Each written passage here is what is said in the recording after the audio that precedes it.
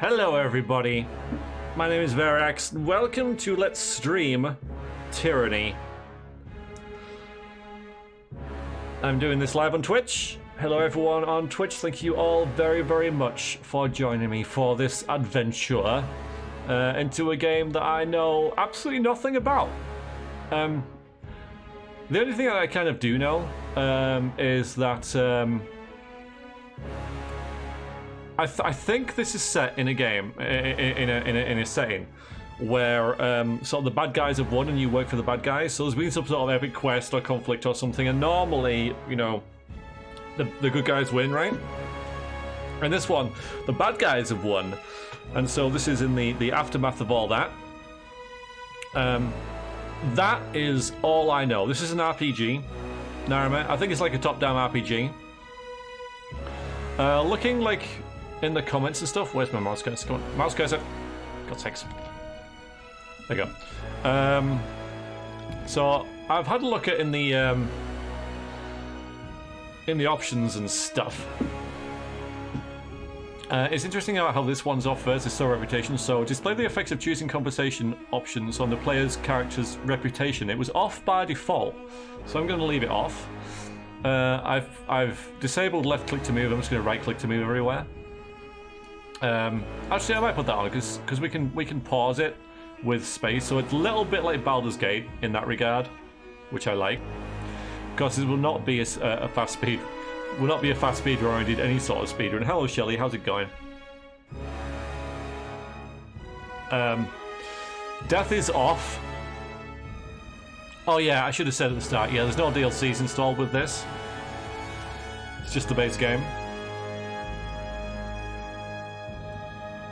So we're gonna have tutorials on, for, you know, because it's new for me, and I'm sure it's new for many of the people out there as well. All this is kind of like just default. DLC is not really worth it. Okay, fair enough. Auto pause I've put when combat starts, and that's kind of it. But I like this. Combat auto slow as well. It might puts combat in slow motion, and you can auto pause at a fixed interval, so you can play in turn based as well, but you can choose your own like turns. So I think that's pretty nice. Controls are kind of left as it is. Graphics, usual sort of thing, yada yada. And sound, you know, hopefully that's okay. Let me know on the sound. So the voice volume should be a lot louder than the music is right now. Should be about as loud as I am. Not big heads, no.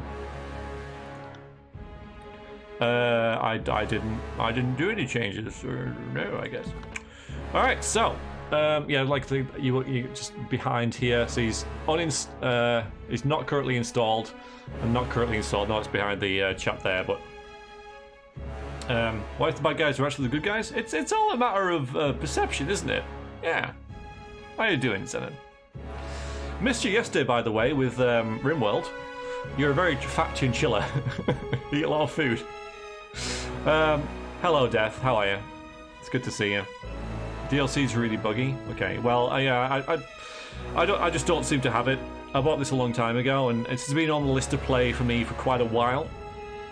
But we ended up playing Pillars of Eternity first, for some reason, even though I think this is a shorter game. Okay. No good guys and bad guys, there's only us and them. Like it. This, so I'm going to put this up in the V streams, obviously. Because it's, you know, many people might be watching it on there. Many is in like maybe 50. So this is going to go in there. This video will be like 3 hours long. Most of them I think will be like 1.5, 2 hours. But this is an extra long one because we're extra long session. Because we're going to make a character. And I fully expect that, you know, half of this will be character creation. I have no plans about what kind of character I want to be. I don't know what characters there are in the game. I don't even know if there's magic in this game. I know very little about it. From this, it looks like, you know, I'm getting like a Roman vibe type thing with this shield, you know, and just the way it is, you know, the pendant and all that. But only vaguely, you know, the cloak as well that he's got on. Will you drive a forklift? Unlikely, sadly. Alright, so let's... but yeah, there's not much given away by this. Looks pretty grim. Battlefield and bodies and stuff everywhere. There are characters in this game. Good stuff. I mean, what the options tell us with the difficulty of this death thing is the characters will die permanently when their health reaches 0. So, like, this is a party-driven game, like Dragon Age and Baldur's Gate, stuff like that. And the auto-level companions as well. Talent points and attribute points. So this all seems like pretty normal stuff for RPGs.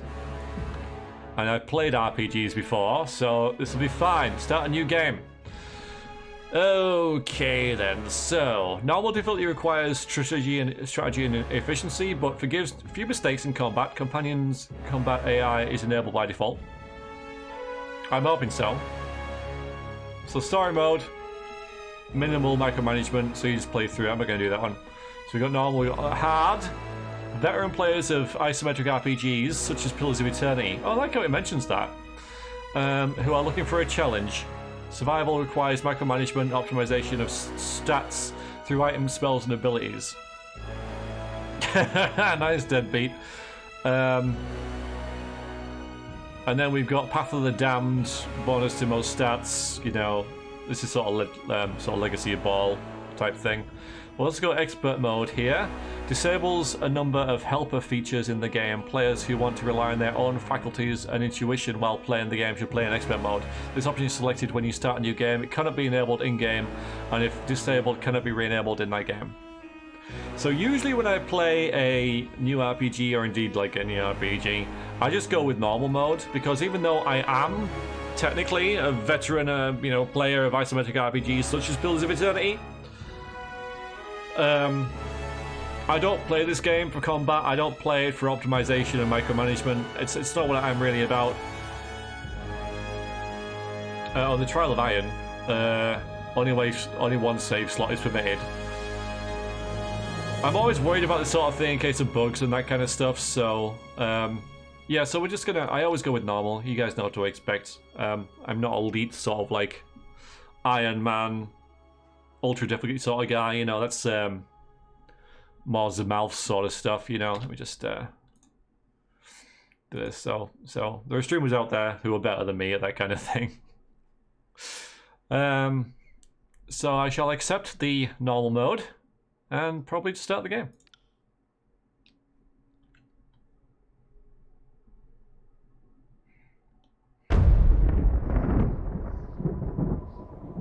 This might be loud, but it's only a video. For over 400 years, the armies of Kairos the Overlord have swept across the known world. All who stood against them fell before their might. Even the Archons, women and men of immense power, were forced to kneel, chained to the Overlord's will.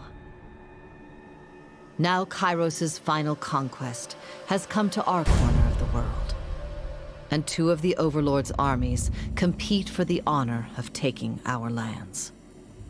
The elite disfavored, and the teeming horde of the Scarlet Chorus.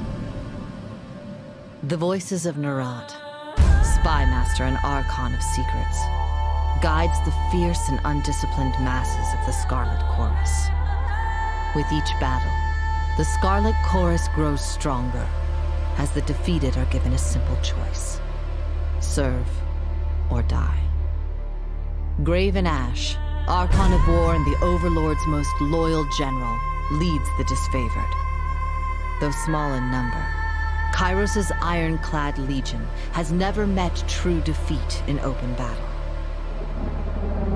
Watching over the two generals is Tunon, the Adjudicator, Archon of Justice, eldest of Kairos' minions. Tunon brings Kairos' laws to newly conquered lands, aided by the Fatebinders, judges and executioners of the Overlord's laws. You were among the youngest of the court of Fatebinders when Kairos' armies came to our lands. How could we have known that the fate of thousands would rest in your hands?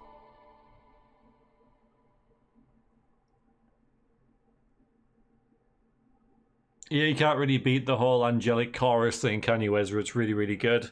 Always strikes a chord. So this is kind of what I expected. Didn't expect the two rival armies. But it always happens, doesn't it? I mean, it always happens. Is it about cheese? There's probably cheese in the game. There's probably plenty of cheese in the game. But yeah, so the evil overlord is either won or winning. There's only one little outpost left opposing, two armies going in, and we work for the adjudicator who's going to decide who did the most damage to them. So it's not a case of who's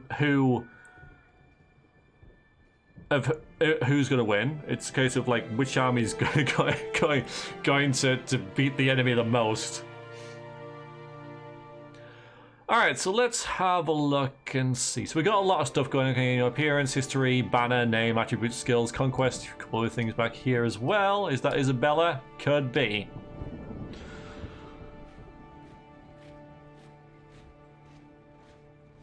Alright, so this is ladies and gents. So equal protection, looks like it's pretty much the same under the laws of Overlord Kairos. So yeah, so you know, he's gender equality, so he's not such a bad guy. In the southern lands of the Tiers, women may crew a ship, but only men may own or captain a vessel. While this custom gives the oceans to the men, the lands are trusted to the women. Men may rent and lease, but only women may own land and bequeath it to their daughters and sisters. While following a parent's profession is standard, many women choose to pledge service to one of the Overlord's powerful Archons. Those without a viable trade or lands to call their own are often drafted into the armies of the Archons, where it's assumed they will rise to glory or vanish in obscurity in accordance to their worth. And this will be the same thing, but in reverse. Most sons enter the father's possession by their mid-teens. Those without profession or family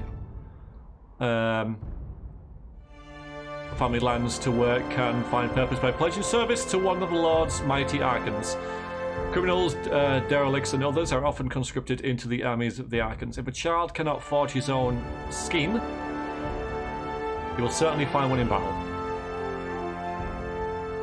Yeah, what's up with his knees?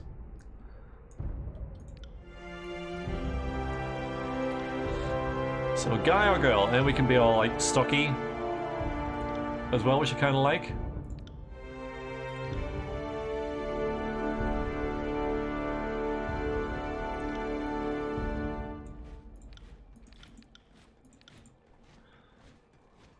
To choose guy or girl depending on knee type.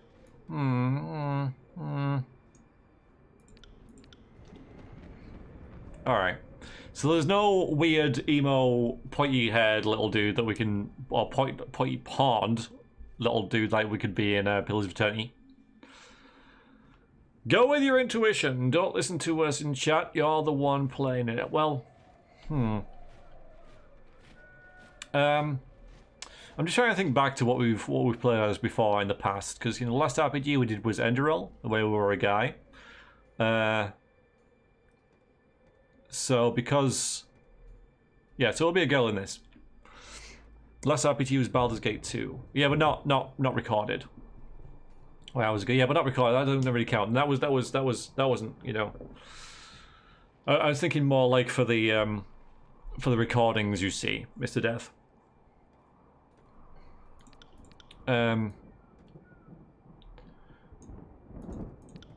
Alright, so there we are. That's us. Wonderful. Okay. We're gonna be... Can we, like, zoom in, maybe? A little... Female sneaky. That wasn't so hard. We can still have a male voice, even though we're female. I guess because it'll just give us the, I'm injured.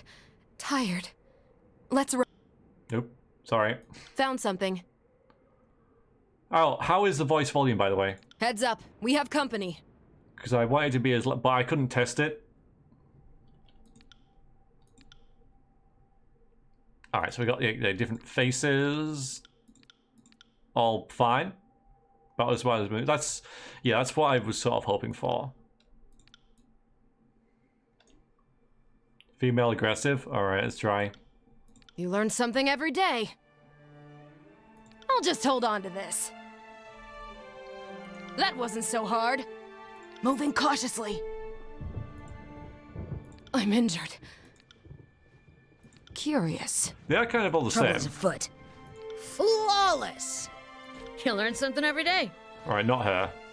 This will be fun. Ah, got it. Quiet down! Hello, Philbo. Have you missed much? Come with backstory yet? No. I absolutely have not. And we've got lots of different portraits. So very Baldur's Gate-y. Which, of course, I approve of. Oh, we want to be on this side then, don't we?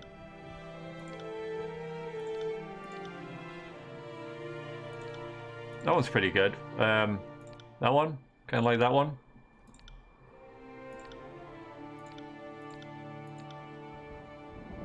That one's alright as well.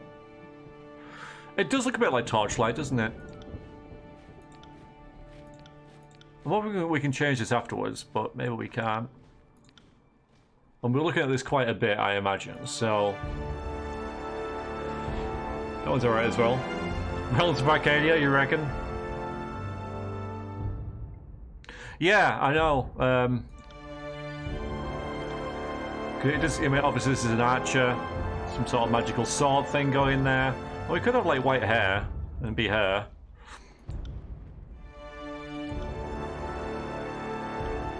This one's pretty good because this is pretty generic, but has a bit of character. I know it screams thief. I like how like Divinity Original Sin did it, or the second game at least, because that could make a portrait that looked like the character you made. Oh, let's sort our hair out anyway. Do I want to be this? I guess this hair's fine. That's a bit too much. I'll go with that. I like that. But yeah, this hood kind of like just leaves it to the imagination a bit.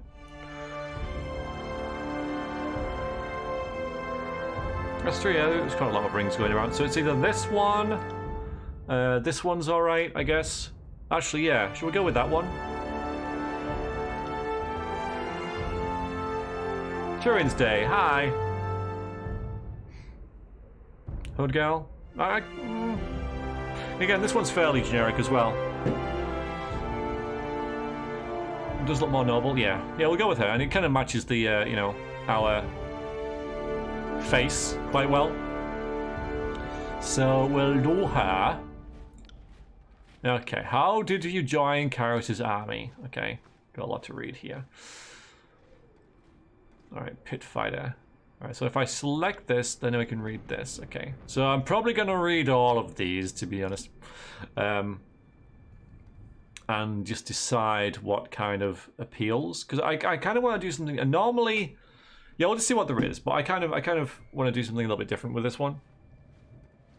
Okay, so so pit fighter. So not wishing to pay and feed and house too, the madam that purchased your mother sold you to the proving grounds, the Northern Empire's bloodiest, most notorious fighting arena. Given only enough training to assure the show isn't over too soon, your natural prowess and survival instinct led you to one victory after another. There was no elegant swordplay, no formalized duels, just brutal melee and the stench of blood, shit, and bronze with each day's gruesome necessities. It is said that any fighter that slays a dozen others in the grand melee is given her freedom, but in 300 years, only 3 warriors have ever walked away from the proving grounds. When the closing horns sounded and 13 corpses lay around your feet, you became the 4th to be granted freedom to thunderous applause, but this autonomy was short-lived. Within days, word of your accomplishment made its way to the Archon of Justice, who then, of course, hired you. So, this is Conan. Just reminds me of Conan. At least in the films. Alright, Hunter, okay. Alright, so when the leader of your home village... Just catch up and chat a little bit. Take your time with this, no, right? See, that's why I wanted to do this as like a 3-hour stream. Played him as a complete ruthless brute, yeah. I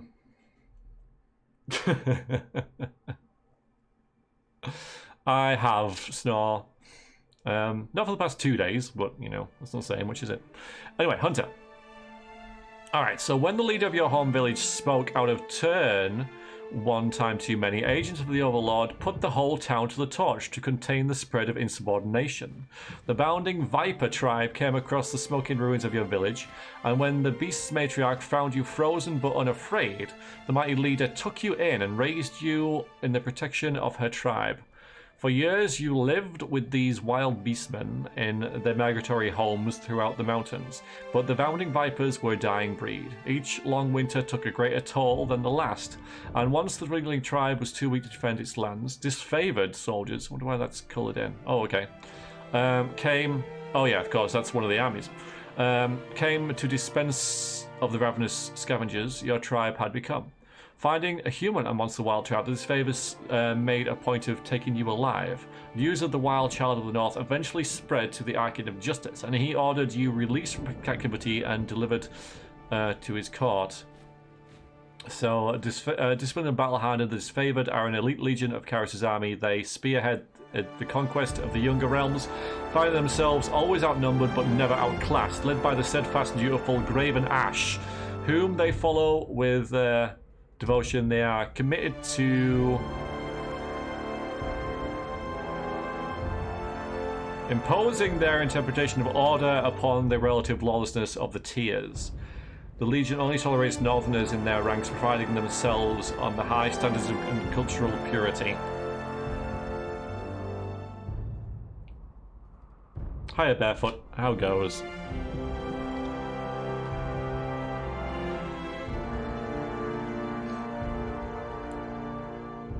Yeah, it doesn't tell you little. I mean, I noticed that, but I don't really mind, because even though I don't know what the skills are, I can kind of gather that Pit Fighter's obviously going to have stuff in like weapons and probably toughness and stuff like that. Hunter, I'm thinking like survival, archery, that kind of stuff.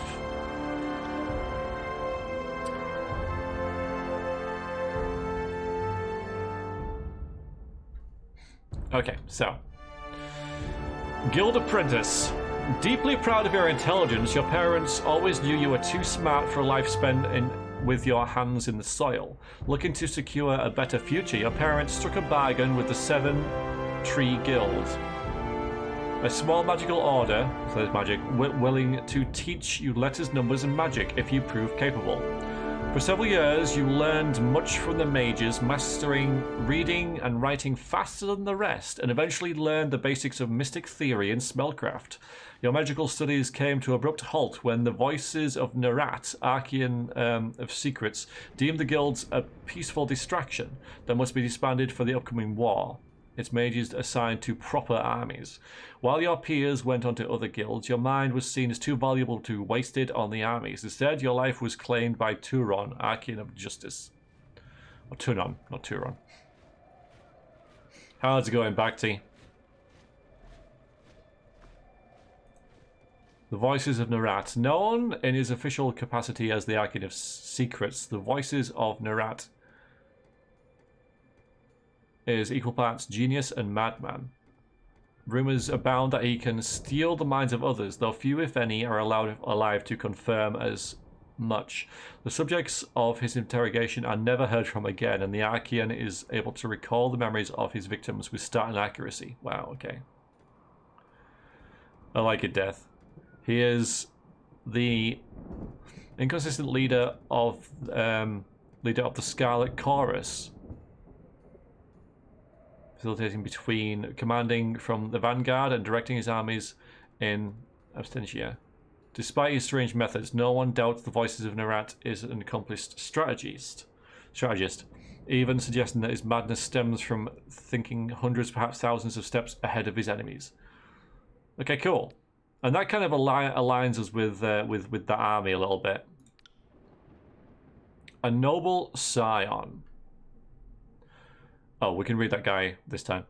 Born to noble parents, you were groomed for leadership. Your youth spent on letters, history, rhetoric, and other matters of culture and statecraft. Though you had wealth and creature comforts, you were expected to grow quickly and bear the honor of shepherding others through prosperity and war. When your parents came under accusation of sedition, you were sent to the court of Tunon, Archon of Justice, to defend your family's actions. Your parents were found guilty. Oh, well done me. Their sentence, the dissolution of the treasonous estate. Eloquently pleading your own ignorance to your family's actions, you negotiated your most important deal yet. Immunity from the crimes of your family for the simple cost of swearing loyalty to the Archon himself. Despite the unwilling induction, your education and savvy made you a valuable addition to the Archon's cadre of enforcers, and so, as long as you remain in good standing, your family just might be allowed to live. Ah, right, okay. That was nice of us. Tunon, the adjudicator of the Archon of Justice, ruler of the conquered realms and arbiter of disputes, oldest of the Archons sent to conquer the Tiers. Tunon speaks with Kairos' authority. His true appearance remains hidden behind an iron mask, the face of judgment. Tunon is an impartial, sober creature who's wholly obsessed with justice and order. Though assumed to be a powerful combatant, Tunon rarely strays from his throne room, entrusting his court of fate binders to act as his eyes and ears, which of course we are, as well as judges, juries, and executioners. I don't fancy that one. A good old soldier, yeah? Unable to settle the year's accounts with grain, your parents offered you as a tithe to the Overlord instead.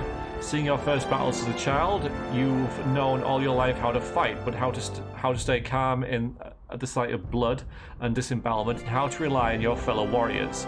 Deemed smarter than the average killer, you were groomed for command and given an education in letters and numbers.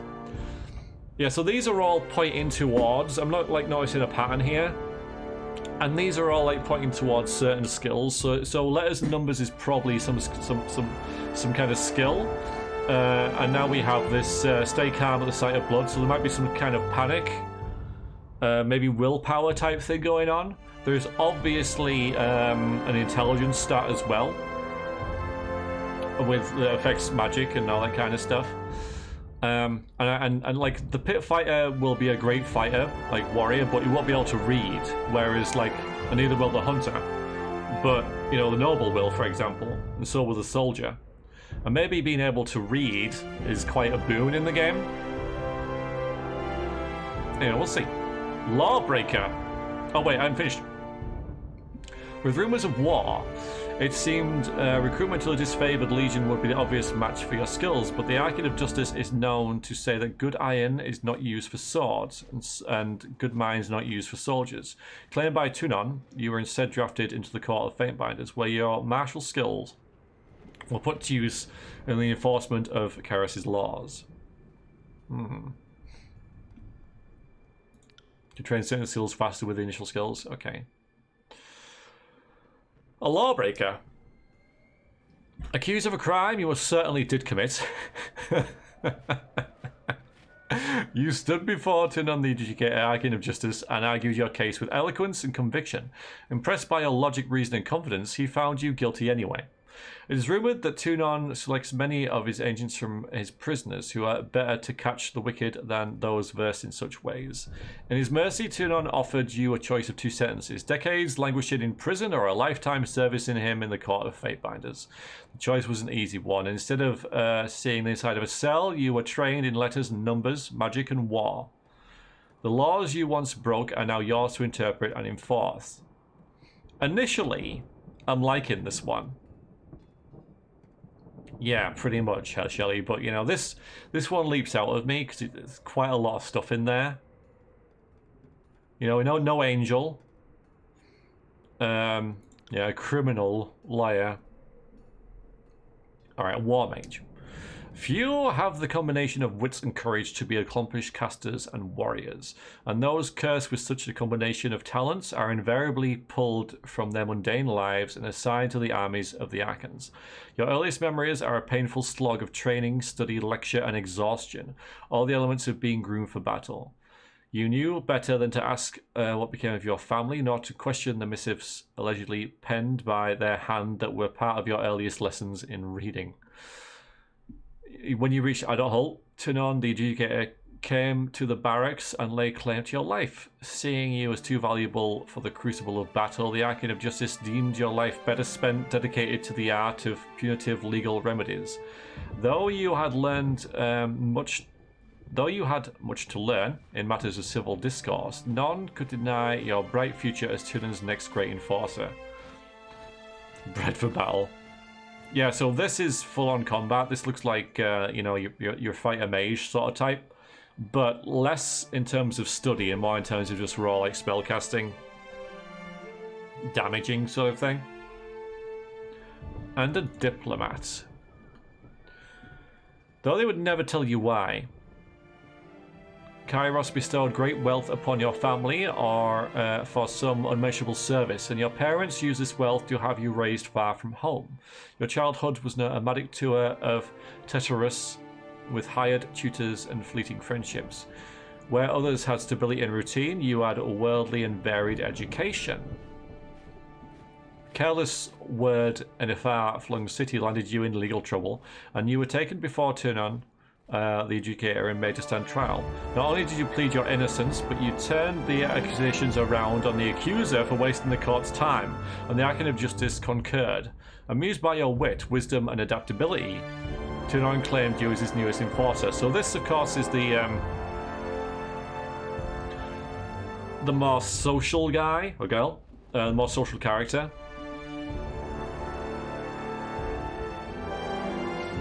How was your head today, by the way, Helfina? You had a bit of a migraine yesterday? Alright, so let's review and stuff. So Pit Fighter, like full-on kind of toughness, brutality, high damage type thing going on. Hunter, I'm thinking bows, if there's a survival or a tracking thing, you know, cooking and camping and all that kind of stuff going on. Guild Apprentice, like full-on mage, right? And study with yeah,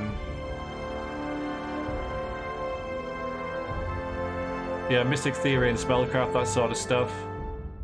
Reading and writing faster than the rest, so this is very kind of intelligence based. Hey Kush. The Scion.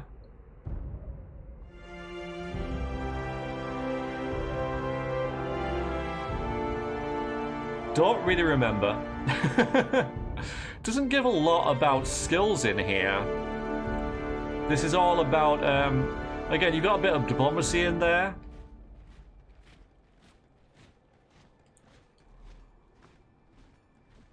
So we're educated in savvy. No, Ezra. Or if I did, I haven't looked at it. Yeah, this was kind of like meh. You know, I'm not fussed about this one, which means I might just pick it. You know, paradoxically. The soldier seems pretty all round. Looks like you can read and write.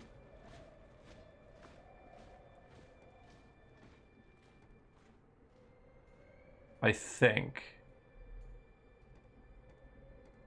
Yeah, letters, numbers. So you can read and write with this, and of course you're calm in battle and stuff like that.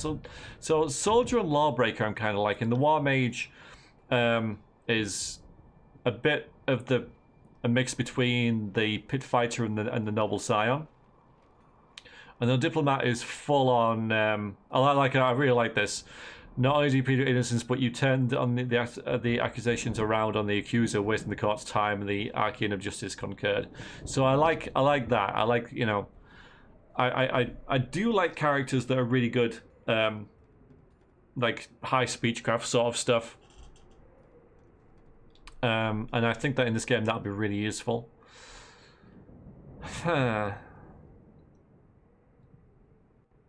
So I think it's between soldier, lawbreaker, diplomat.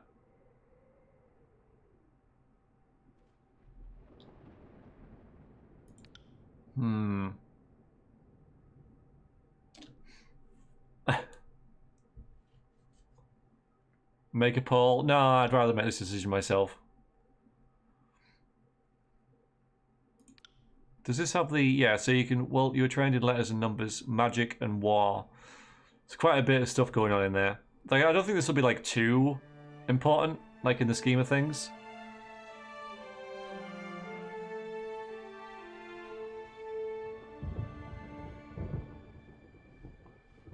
Let's be a lawbreaker.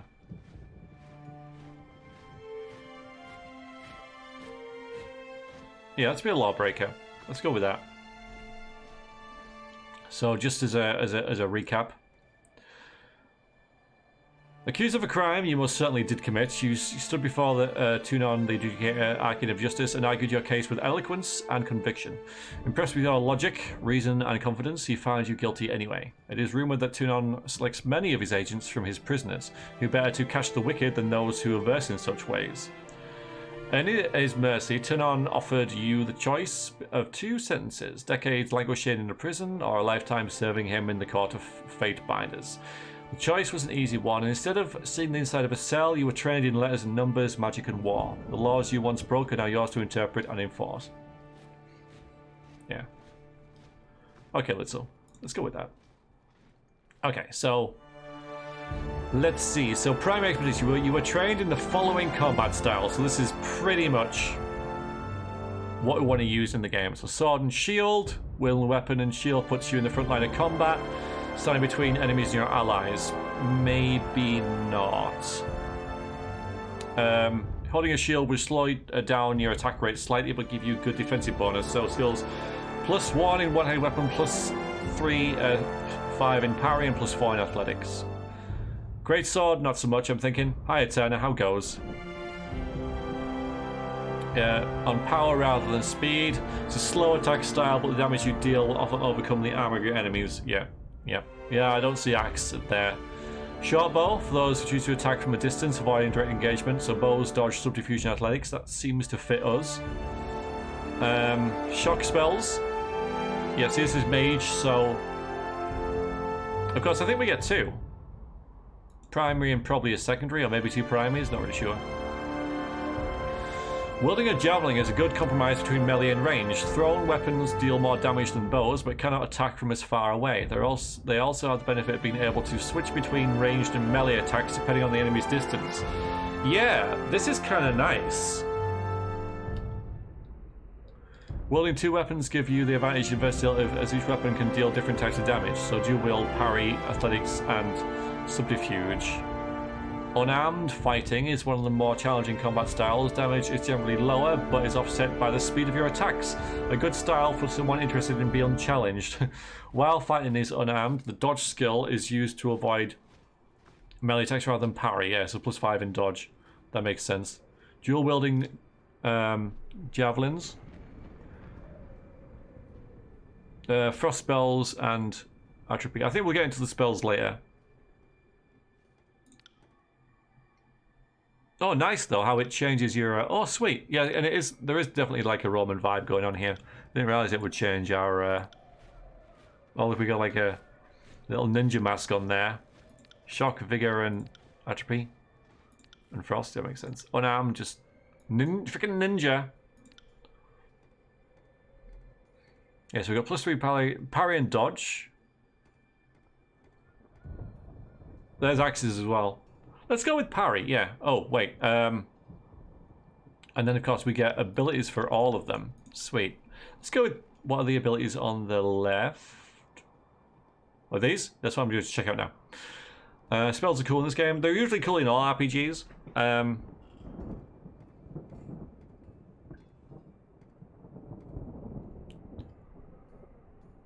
But let's just see. So we've got Heart Shot and Hobble. Alright, so Heart Shot's cooldown 20 seconds, damage piercing, +1 to the prime weapon versus dodge. So I'm seeing a lot of Pillars of Eternity here. But this does bleeding damage, accuracy +20, and it's good for... delay your aim to focus on hitting the target's heart. Gain additional accuracy for this attack and leave the target bleeding. It's pretty much what it does. Nice, Rube. Yeah, sit down, relax. Target your enemy's feet, hobbling them if successful. So it does piercing damage, not as much, obviously, but the foe is hobbled, which I guess means that their like movement's reduced by half or whatever, which I think is probably really useful. So I'm going to go with that.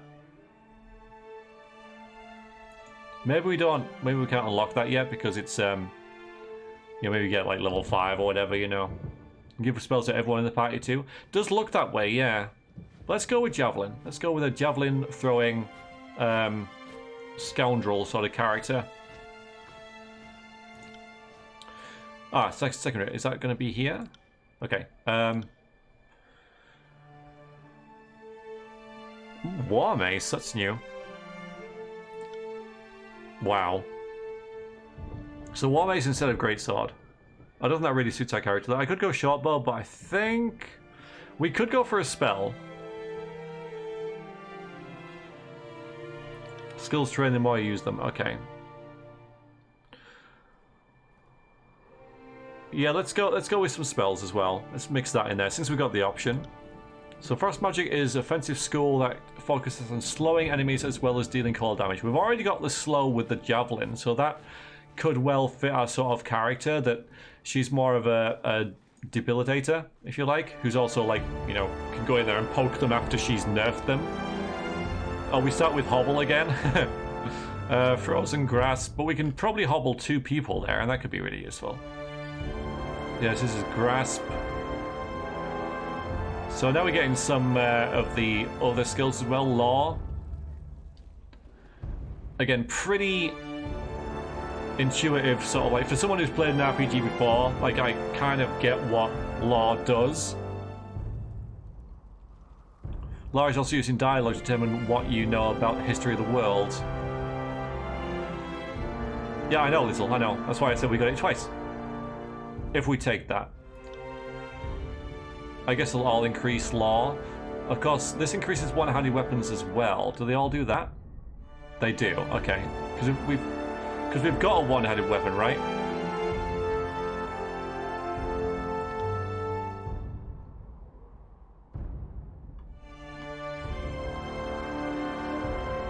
Yeah.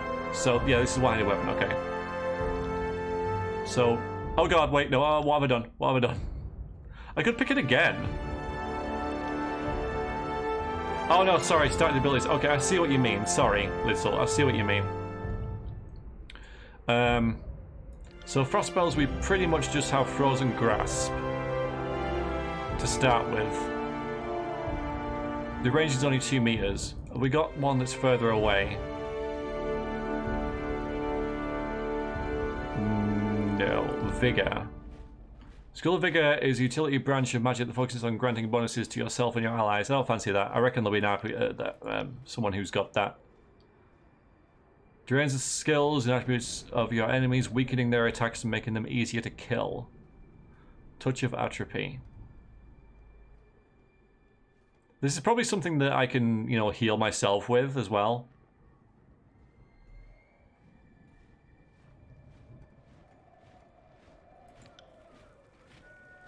I'm fancying Frost. I think it works well with what I've already got as well. And I like the lot. Yeah, so I'm going to go with that. Go with Frost. Okay, character colors. Okay, nice. Red and black. There we go. Banner customization. Okay. Oh, there we go.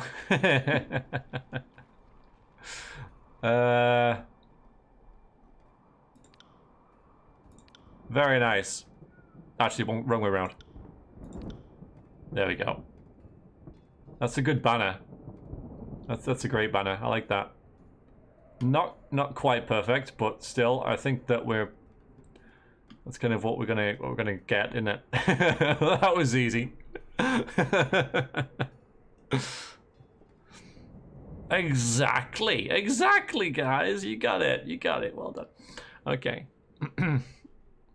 Oh god, here comes the big thing, okay? Here comes the most... Ah! Name. Oh, name. Oh. I want to start with a V. To show his 2 viewers. Oh, Inferno. Cut steep, dude. Cut steep. Yes, barefoot. Why not? No random button, no.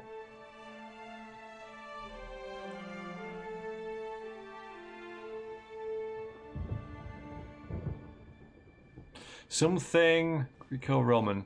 It begins with a V, then fine. Just Varia rather than Variax. That kind of works, Figgin. That kind of works. Vanda. It's a bit like Wanda. Don't like it. Because it could be an X. Vatina. That works pretty well. Valeria. Let's go with Valeria. I like that.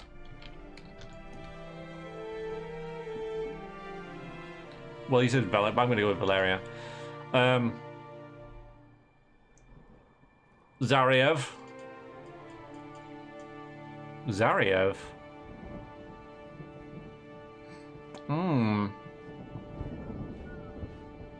Or Zarev. Nah, I'm going to go with Valeria. That's what's Valeria's a real name, dude.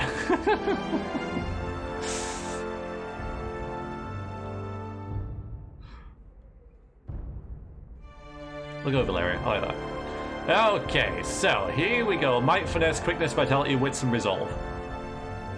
Bonan! Is that asking for a last name? No, no. Vonon the Barbarian. I could go back and we could make Vonan the Barbarian. But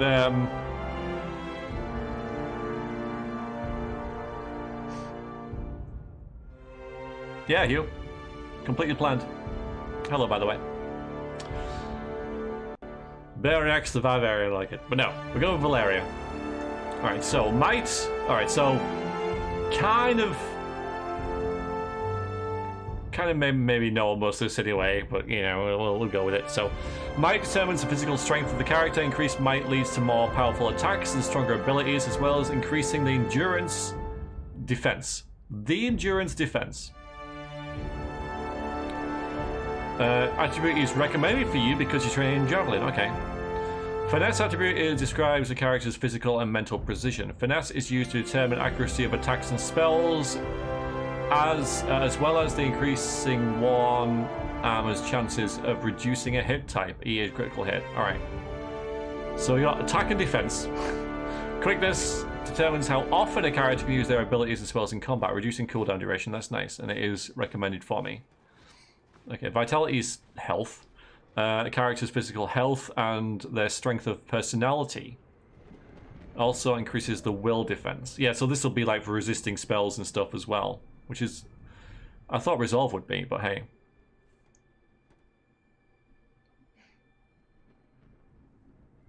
Wow, Hugh. Thanks for that. Wits attribute describes characters' mental acuity, their ability to observe their environment and pick up clues. Wits is used to increase spell strength as well as increase the magic defense. Interesting. So we got magic defense and willpower defense. Will defense opposes attacks that are mentally based, e.g. confusion. It is defined by a character's resolve and wits attributes, and can be modified by equipped items, talents, and effects from spells and potions. This is very similar to Pillars of Eternity. And magic defense allows characters to resist harmful effects from spells and attacks that deal arcane damage, and is determined by a character's resolve and vitality. Can be modified by equipped items, talents, and the effects of potions and stuff. Like, is this connected? Like, are they the same makers and something? I don't remember the stats in Pillars of Eternities. But they were very similar to this. All right, we got 8 points to spend. Oh, wait a minute. Resolve. Determines the character's ability to endure physical and mental challenges. Resolve is the primary attribute for those driving endurance, will, and magic defenses. It also increases the durations of afflictions applied to the character. Sure, it should be decreases.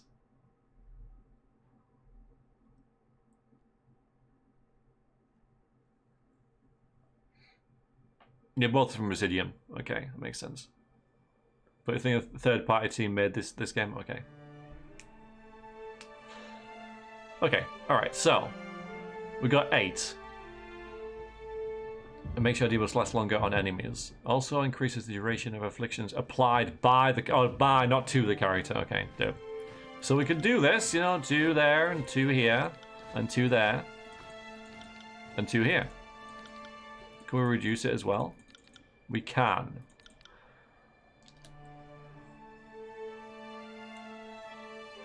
Might, dexterity, perception, intelligence, constitution, resolve.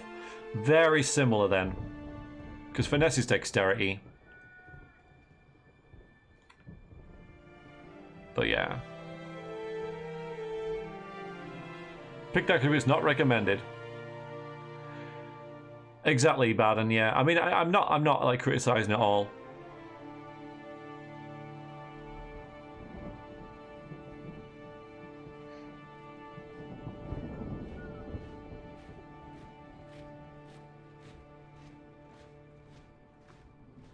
Yeah, 6% affliction duration. Yeah, because of course the frost has a lot of affliction stuff, slowing people down and all that kind of stuff. So I think resolve will be quite important for us because we're a little bit of a debuffer. Though I don't think it's, I think I'm going to be like a debuffer slash fighter.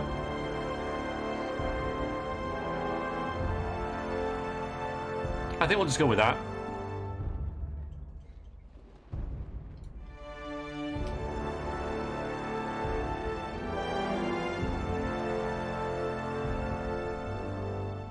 Make a unique game with similar mechanics. Yeah. I mean, you only have to look at like Dungeons and Dragons, really, don't you? Like, you know, it all uses the same rule set, but they're all like every game's different. Javelins are might. I mean, finesse is nice anyway, isn't it? Because you know of the accuracy and all that kind of stuff.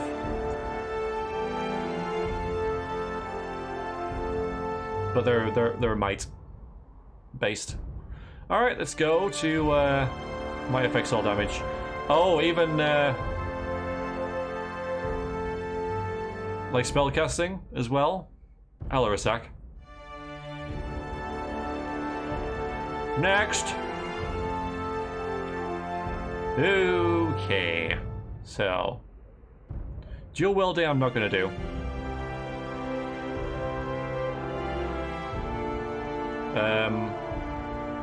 Okay. Might be different in this one. Well, we'll see. We'll see. Okay, so we're looking at like 3 of these, aren't we? We've got 20 points available. We've got these support skills as well to look at. I like how it like highlights stuff that you know is yours. It's handy.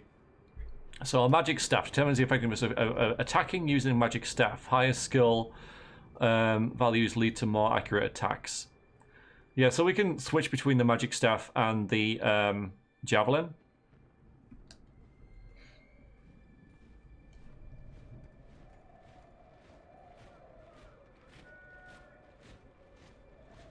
Determines the effectiveness of attacking using weapons wielded in a single hand. Swords, axes, daggers, maces, and javelins, apparently. Higher skill values lead to more accurate attacks, increasing the more chance of critical hits. Control frost. Determines the character's ability to evoke and control spells that use a sigil of frost. Higher skill values increase the chance of hits and crits. We've got athletics. Determines the character's ability to traverse difficult terrain, as well as their ability to execute complicated moves in combat. Athletics is also using dialogue. Oh yeah, because all these will be using dialogue pretty much, or at least a lot of them, like Law will as well, and probably Subterfuge. Yeah, like in Pillars, certain things can be unlocked with skills that are not like strictly social based, but I really like that. I really like that a lot. So dodge allows you to defend against ranged attacks from bows, javelins, and magic spells. Highest skill ranks will reduce the damage taken. Okay, and then we got Law. Law determines the character's ability to decipher information and put together clues from fragments of information. This skill is critical for magic users who wish to learn new runes and power their spells. So this is a big one, I think. Law is also used in dialogue. Or to impress other... Yeah, so I think we'll definitely put some in Law. Parry defends against melee attacks and spells. I like how you can parry spells. Like, hold your shield up, it makes sense, doesn't it? And subterfuge skills determines a character's ability to move unseen through their environment, to detect and manipulate hidden traps and devices, and to open locked chests and doors. I'm really hoping that the game just gives us a thief. I think it will, so... Let's bump a load into law. Put it to like 40 or so. We go up to 30. And because that's quite low, we'll bump that up as well.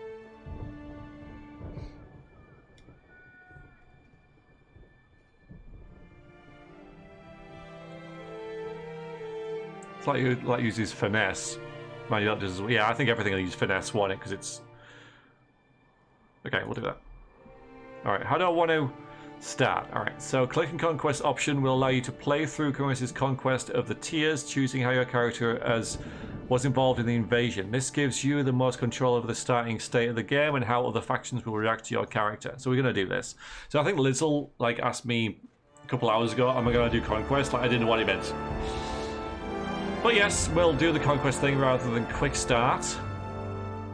You'll bypass the Conquest phase of your character's creation. You will select from a list of available templates on how your character was involved. Yeah, we'll do the Conquest. Conquest is probably your favourite feature of the game. Conquest is amazing. High as silver. Yeah, everyone says Conquest. I mean, I was going to pick that anyway. Okay, and then it goes into Conquest, and then so it's going to skip this, I reckon. 1, 2, 3, 4. Looks like there's probably 5 choices in this. All right. I don't care, Little. What's the problem with that?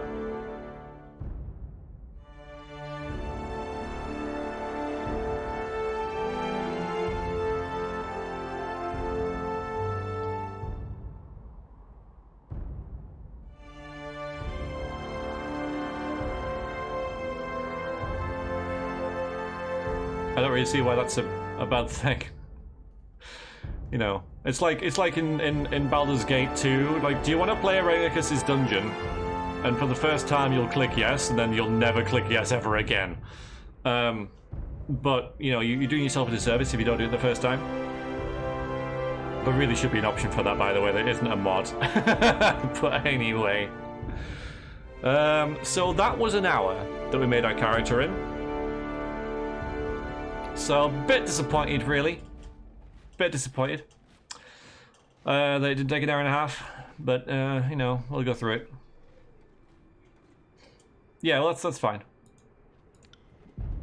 There we go, fade to black. Alright, I'll see you next week, everyone. All the world has fallen to Kairos. And now the Overlord's eye is on the Tiers, our home. The last corner of the world free of Kairos' reign. 2 armies, the Disfavored and the Scarlet Chorus, march south from the Northern Empire, the last realm to fall to Kairos a century prior. Nice, Philbo, liking it. Also, it's like, where do I put the chat? We'll see what the UI is like. In the early days of 428, Thought it was done. Kairos' armies arrive at the Gates of Judgment, the mountainous border that we Tiersmen so long believed unassailable. Unable to agree on a unified plan of defense, the various leaders of the Tiers sit and wait for each other to deal with the conquerors, until it's too late. Oops.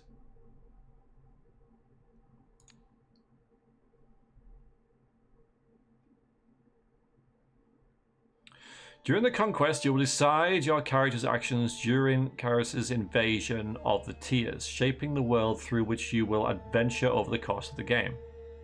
Each choice you make affects your character and how major factions of the Tiers respond to you. Your decisions matter. Choose wisely. Yeah, they are this nice map.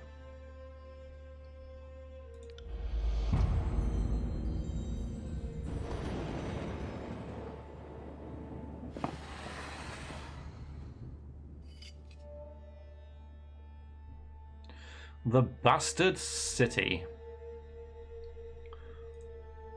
Named for its position between two realms, the Northern Empire and the Southern Tiers, the Bastard City of the surrounding lands, known as the Bastard Tier, is a melting pot of cultures and place of commerce and intrigue. The Tiersmen of the South view the Bastard City as a place of wealth and excess, but the people of the Northern Empire, Northern Empire, the Bastard City is little more than a sprawling slum. Tunon, the adjudicator, established his court in the Bastard City. From this foothold in the Tiers, he and his court of the Fatebinders impose Kairos' laws upon the conquered land. Hello, Pazuzu. I don't see your message, but I see people responding. You missed character creation? Yes, only took an hour. We're a woman called Valeria who uses javelins and frost magic pretty much. We used to be a scoundrel, a lawbreaker. Gives us a bit of leeway with roleplay and stuff, you know.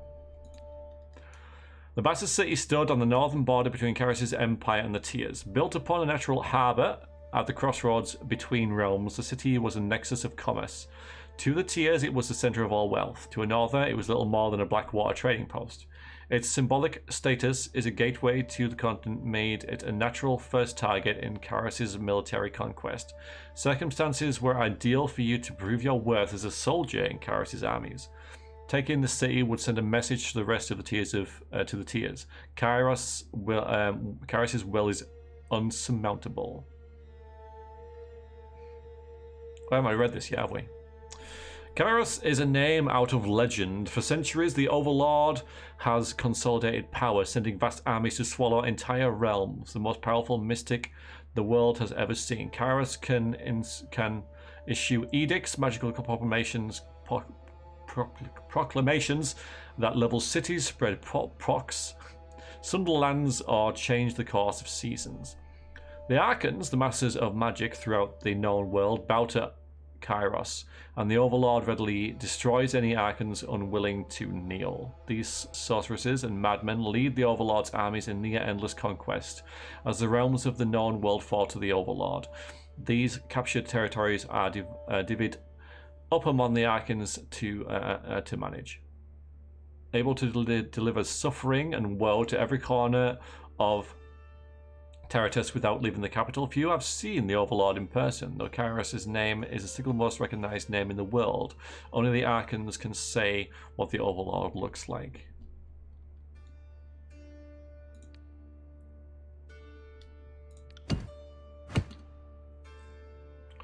Select a token on the map to begin.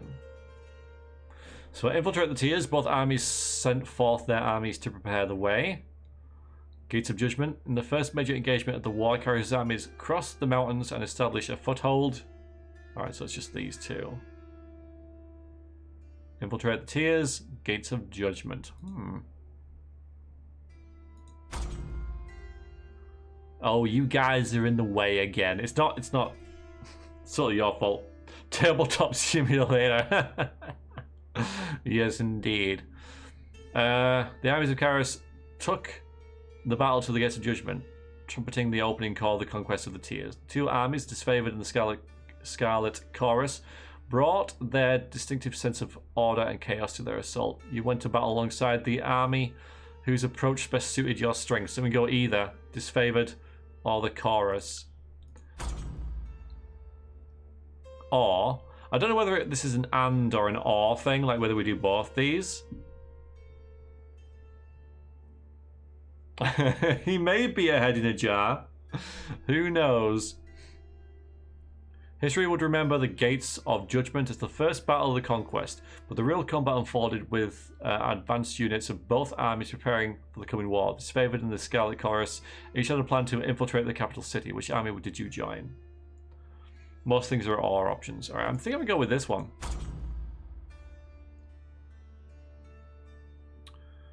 The disfavored, standing shield to shield with Kairos' ironclad elite. You advanced on the mercenary army purchased by the nobles of the Bastard City. The Legion wanted to send a message to the Tiers that superior breeding and disciplined training would win the day.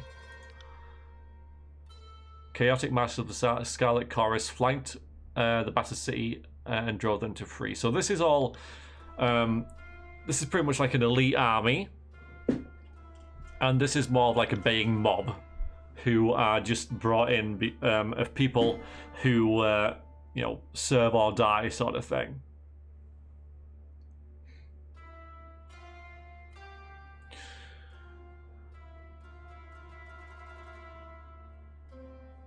I think we'll, you know, we're supposed to do which one suits us, but I think, you know, we'd be put into this one because that's, you know, we're an ex-criminal and stuff, and this is made of criminals. So I think this is pretty much where we'd be sent by the Archon. So I think I'm going to go with this one. Yeah, so I'm going to go with the Orcs.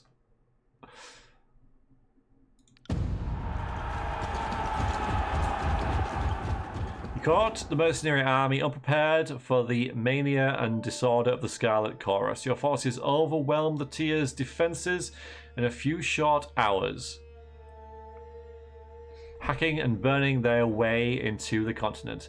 Any mercenaries who survived the battle found themselves initiated into the Scarlet Chorus, tortured by ruthless interrogators, or made the sport of competition as the armies marched ruthlessly forward.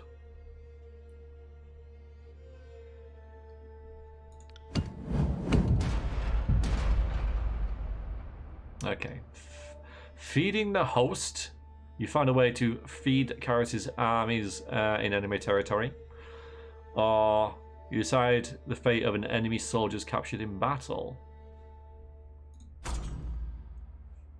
The soldiers of the Tyrs fell by the hundreds, and Karis' armies could not agree on how to handle what few survivors they dragged back to the camp. Befitting your role, the commanders turned to you to decide the fate of those who occupied the prison pens. There were only enough prisoners to support the plan of a single army. The disfavored needed slaves to haul their gear, dig latrines, and keep their pallets warm at night. You consign the survivors of battle to their subservient role among the Graven Ash's noble troops, or give the prisoners the chance to serve in Karis' army or die. The Scarlet Chorus was in need of extra troops to fill the vanguard.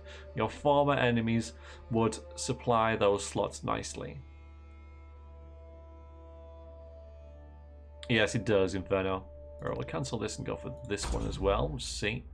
Against the most optimistic projections, the disfavored and the Scarlet Chorus made short work of the local defences. They did so well that the armies quickly outpaced their supply caravans. Troops were plentiful, but food was scarce. You only had time to execute one plan to secure provisions. You authorized disfavored troops to confiscate food and supplies from traveling merchant caravans. The Tyrs had already spent ignorant centuries gutting themselves outside of Karis' law, so this will make like merchant caravans not like us so much, I reckon. I don't want to like power play and stuff, but that's what I'll do. So you authorized the Scarlet Chorus to send their horde out pillaging from farms and villages. Spreading the infamy of Karis' army prepared the Tyrs for the reality of the impending conquest. Yikes. So we've essentially got 4 choices here, haven't we?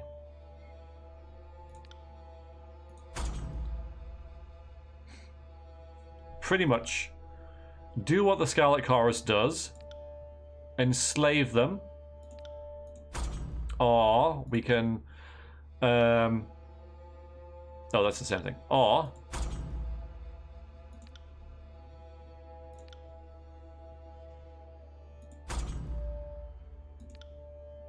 right, let's get off that one.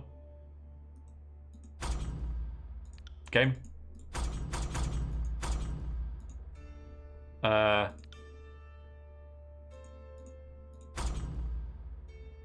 It's not letting me click this one.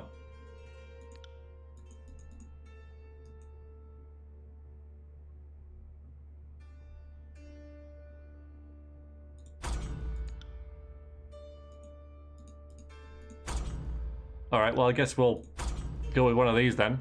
So slaves are that. I am confused. I am confused.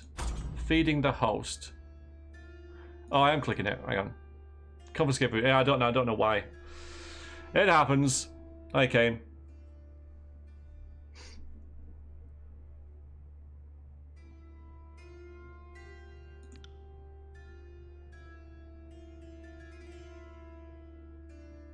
Hmm.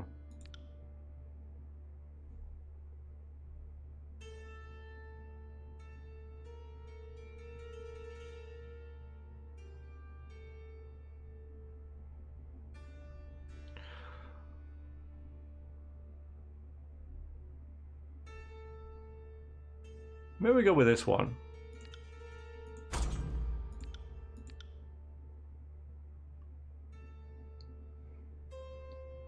Yeah, well, yeah, probably. All this one.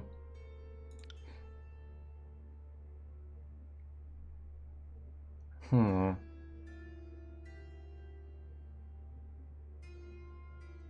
Slaves? Again, this one kind of fits what we picked before, didn't it? So, maybe we'll go with that one again.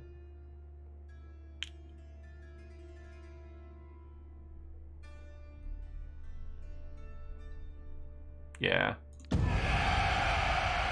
You armed cooperative ex-soldiers with scrap weapons and tossed them into the vanguard next to the Scarlet Chorus's assault. Those who survived were welcome to take up arms and armor of the fallen and eke out a desperate struggle to survive in Karis's military. After their first victory, you rewarded the new recruits with the opportunity to execute their wounded or reluctant countrymen. Nice. The armies of Kairos amassed around the Bastard City, the first bastion of the tiers to fall. Both armies longed to storm the walled outpost, the Scarlet Chorus howling for plunder, and the disfavored forming an unbreakable shield wall. Your prowess on the field of battle had carried them this far, but there was one step towards total victory. Both of the armies had inspired schemes to take up the blasted city. Which do you support? Oh, we've got 3. You join a disfavored vanguard in direct assault upon the city gates. No fortification would stand before the unstoppable legion. This gives warriors respite. So I guess it's like a permanent ability for us. Stand your ground in the face of defeat. During this time, you will regenerate health rapidly, but your damage is significantly reduced. I kind of like that. You join the Scarlet Chorus in burning the city. Setting fire to the city and blocking the gates. The defenders would surrender or burn. Searing Palm. Gather heated enemy into your hands and release it onto a foe. The target ignites in flames, burning over time. What is this? You led a mixed band of disfavored and Scarlet Chorus scouts over the city walls to sabotage the defenses. This gives concealing shadows. Create a cloud of obscuring shadows in the dust. For a short duration, enemies that use physical attacks against you have a significantly increased chance to miss.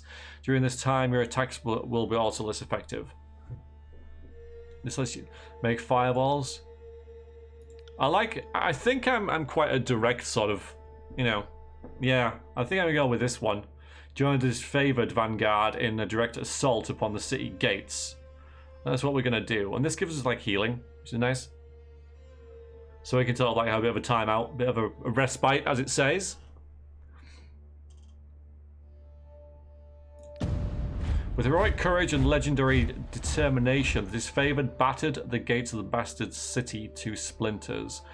Those who fell under the constant hail of arrows or cascades of boiling pitch left the battlefield temporarily, only to appear hours later as Akin Graver's Ash's protection healed their numerous wounds. In time, the gates gave way, and Karis's forces spilled inside the city walls with resounding cheers of victory. Good evening, Roger. How are you?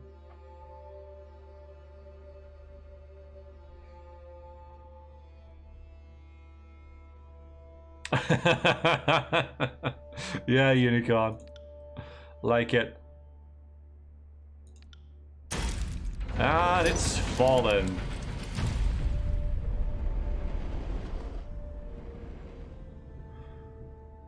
The bastard city settled into a new state of normalcy, with every tower displaying Karis's banner.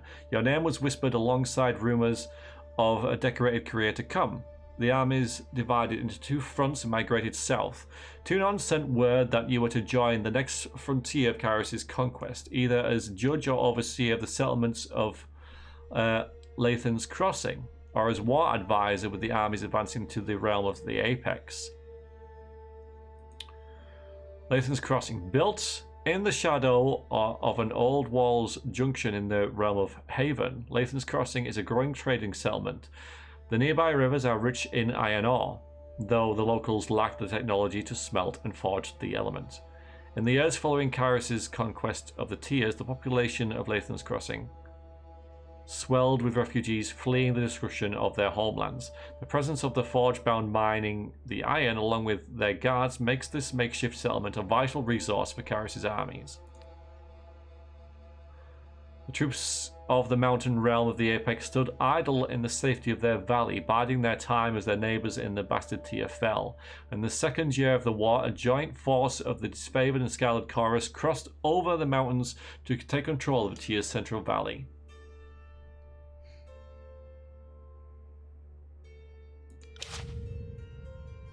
Let's go the crossing one. I like this one. The iron ore and stuff looks pretty valuable. So either as a judge and overseer of the settlement of so judge and overseer, I kind of like that one. Or as a war advisor. Yeah, judge and overseer, I think I'm going to go with, because that's what we was kind of hired for, wasn't it? Yeah, this isn't the game proper yet. This is just like more like lots of backstory to go on, which is cool to see how people like us in the game and how people react to us depending on what we've done in the build up to the game. But yeah, our background is, you know, that we were a miscreant who was caught, and the whole sort of point of us getting hired was because we've been part of the criminal underworld and stuff, so we know kind of like how criminals work and stuff. So we're not really like a war advisor so much.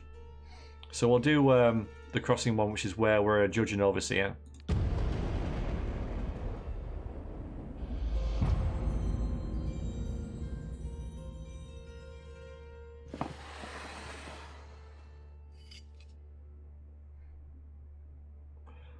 Years ago, Lathan, not Lathanen, but Lathan, the Bold, founded a small merchant town in the intersection of ancient old walls. A pact between the settlers and a mercenary company meant that caravans were able to travel without fear of bandits or bane, and the town thrived with modest insignificance. Lathan's Crossing grew Kyrus's attention for the iron deposits in the surrounding hills. With the region under Kyrus's control, the northern smith mages would set up workshops to refine ore and arm that is favoured with the finest weapons in the known world. The Arcane of Secrets dismantled the mercenary support with a generous bribe, making the crossing in a bloodless victory. Tunon dispatched you to travel alongside Kyrus's forces to bring order to the region. The Cult of Sirin. The icons of Song's power ensnared the mind of a disfavored soldier. Okay, so Sirin, Arcane of Song, used her arcane charm to lure locals into joining Kyrus's army. As patroness of the Scarlet Chorus, her efforts were crucial to the conscription of new recruits. When an enthralled, disfavored soldier joined her cult, his company feared that the Arcane was growing out of control and needed to be stopped. So what do? The disfavored demand that the Arcane of Song cease her recruitment practices and that they be allowed to violently subdue her cult of followers. The loss of soldiers was a significant setback to the Scarlet Chorus's conscription efforts. Scarlet Chorus tradition, you sent the latest batch of cultists to the front lines of the Apex campaign. Those who survived were welcome to remain in Kyrus's military, and their performance would stand as a testimony to Sirin's effectiveness.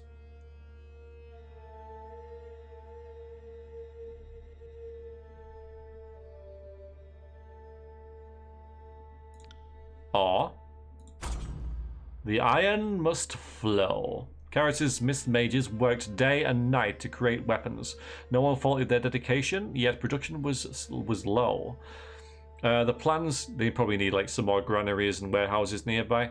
The plans that came to light proved divisive to his favoured and Scarlet Chorus. On one hand, any additional manpower was needed for fighters, not forges.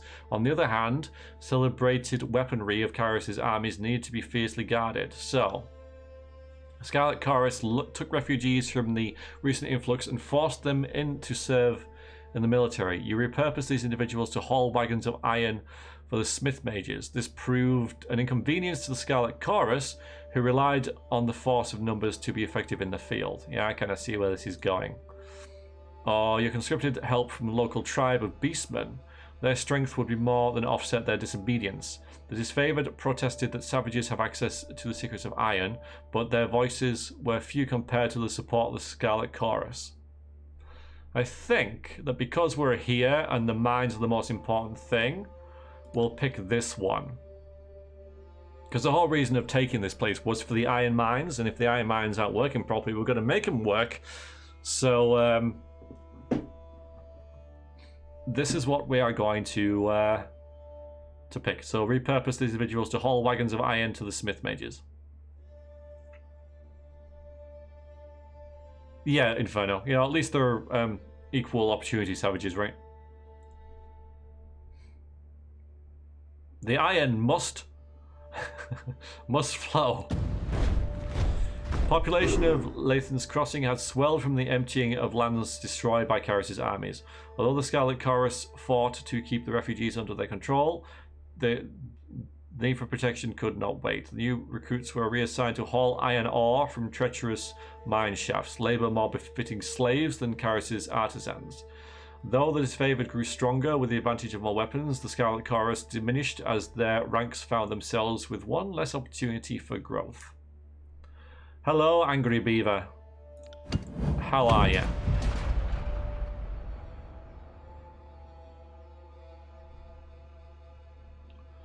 Pick of the Armory or the Guardian's Duel? Kyrus' armies used Lathan's Crossing as a reprieve from the war. The city grew more crowded as mercenary army hired by the Arcane of Secrets occupied the barracks, where they drained resources and escalated tensions. The disfavored wanted nothing to do with these sellswords, but the Scarlet Chorus sought to invite them into the fold. So disfavored demanded that the mercenaries be kept far from Kyrus' armies. The righteous occupiers would not deign to share provisions or supplies with degenerate sellswords. You built a separate barracks and mess hall in order to keep the sellswords out of the army's way and enacted strict laws against disorderly conduct.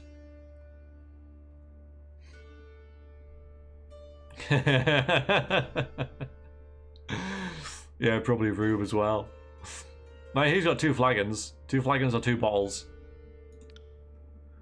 You let the Scarlet Chorus and the mercenaries engage in combat games and challenges. This allowed laws against revelry and merriment to go unenforced.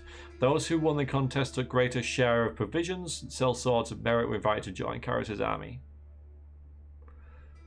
Yeah, it could be pretty chaotic. Since you aided the production of weapons, commanders of both armies lobbied for additional arms. We'll probably go with this one though, because it follows on with what we've already done. They offered all manner of bribes to be next in line for a fitting session with the Masters of the Forge. How did you sate the lust for iron? You let the disfavored have the iron, keeping the best tools for the hands of the elite. The Scarlet Chorus saw this slight as an obvious display of preferential treatment. So we give it to one of them, or both of them, looks like.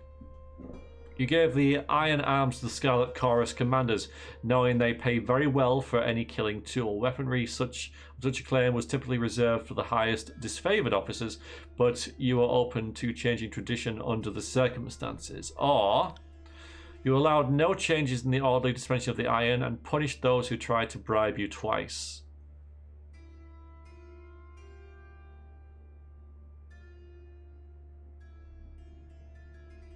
Yeah, me too, Inferno, me too.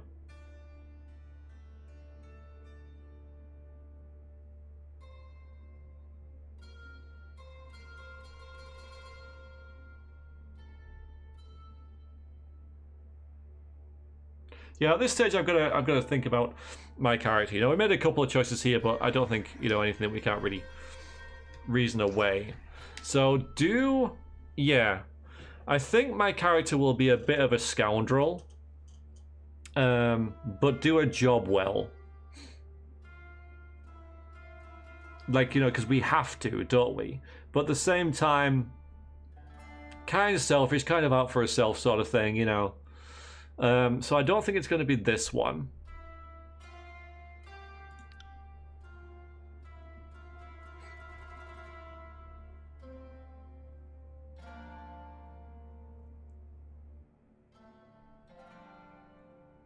Yeah, exactly. That's what I think my character is going to be kind of about.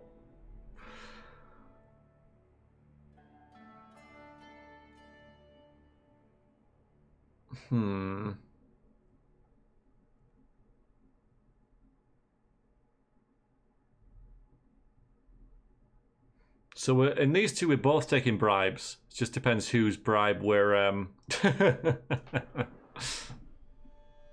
we're taking. They offered all manner of bribes to be the next in line for a fitting session with the Masters of the Forge. I think we're going to go with the disfavored in this one. It's what they do. You know, this baying mob. They need like pitchforks and stuff to be effective. Yeah, we're going to go with disfavored. Pretty much is what it is, yeah. Passing out iron to even the hardiest Scarlet Chorus's gun bosses would have been a waste of resources.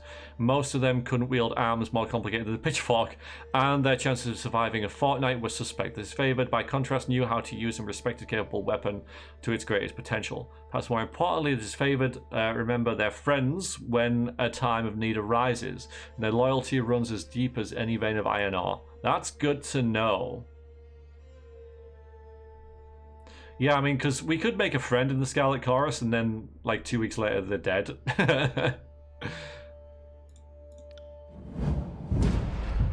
Who controlled the crossing? Tragedy struck when a mercenary hired by the Voices of Narat injured a forge-bound artisan, leaving him unable to practice his craft. Alright, what does forge-bound mean? Forge-bound are mage smiths sworn to Karis' service, though their operations in the tiers are overseen by Tunon and his court of Fatebinders.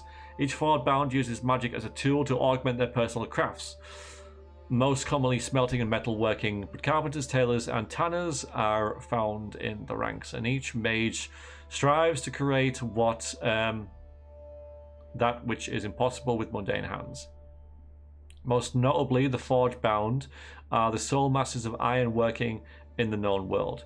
Using spells of fire resistance to wade into the forge fires, the forge-bound can work iron at temperatures that no other forge can match, and with hands on touch that no mundane smith could hope to achieve. Because of this vital skill, the forge-bound are considered a strategic war asset, their lives regimented and controlled so that the forges may churn out iron arms and armor without debate, delay, or distraction. Tunon ordered the mercenaries to leave the city in the hands of Karis' more responsible servants. Only a token garrison would be left behind while the armies returned to the front. As the disfavored and Scarlet Chorus showed increasing tension and hostility toward each other, Turon decreed it best that only one force control the crossing. Who controls the crossing?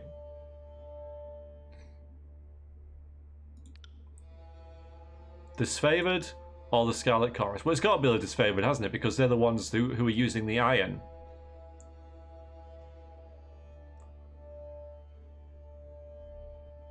I think this is going to be a major thing. That when we come here in the game, this is going to like really change what's happening here. They're going for the Spider-Man kiss. But yeah, it makes sense that the disfavored have it.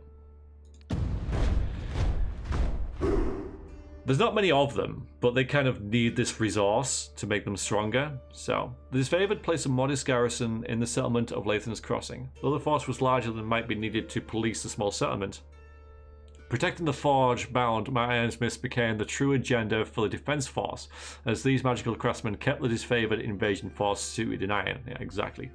Love it.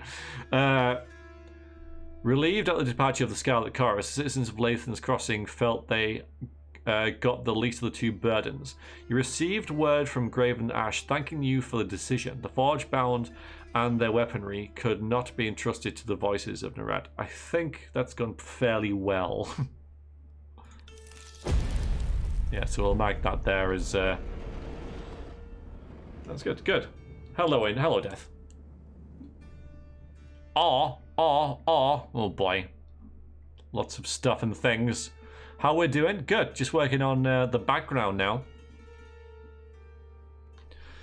With the mercenaries expelled and Lathan's Crossing under new leadership, Karis' forces congratulated themselves on bringing order to the settlement and guaranteed a productive flow of resources. Good stuff. Over the course of this diversion, the army front advanced further into the tiers. Your skills were needed in the realm of Azure, Stalwart, and the Vellum Citadel. What the hell is that? The Vellum Citadel was a library fortress, the largest archive of the written word in the tiers. The School of Ink and Quill protected and maintained the archive of ancient law for centuries, standing apart from the political upheavals of the younger realms as an enduring pillar of knowledge and culture. Okay. Karis' conquering gaze fell upon the Vellum Citadel, its treasures, its knowledge, its secrets. Or, Karis dispatched the Archean of Stone to subjugate the nation of Azure. Or, with its easily defended position and rich military tradition, the realm of Stalwart is the most formidable realm of the tiers.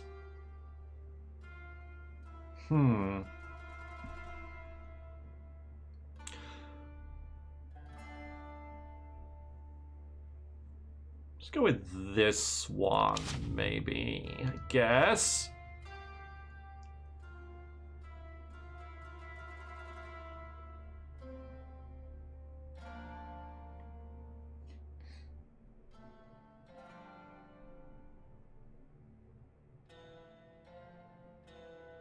Go with Azure.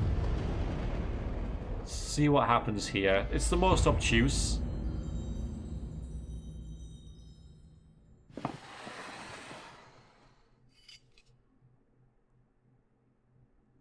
The nation of Azure, once the richest settlement of the tiers, sat on a verdant, fertile plain. As the disfavored crashed with the Azure's defenders, the Scarlet Chorus contended against the region's tribal beastmen, who protected their ancestral lands with incredible fury. Kairos dispatched the Archean Cairn to break the stalemate and force Azure into submission. The colossal man of stone and flesh arrived as instructed, but earning his cooperation was a tall order, even for you. As tall as the hills, Cairn is the Archean of Stone, master of earth and soil, destroyer of mountains and cities.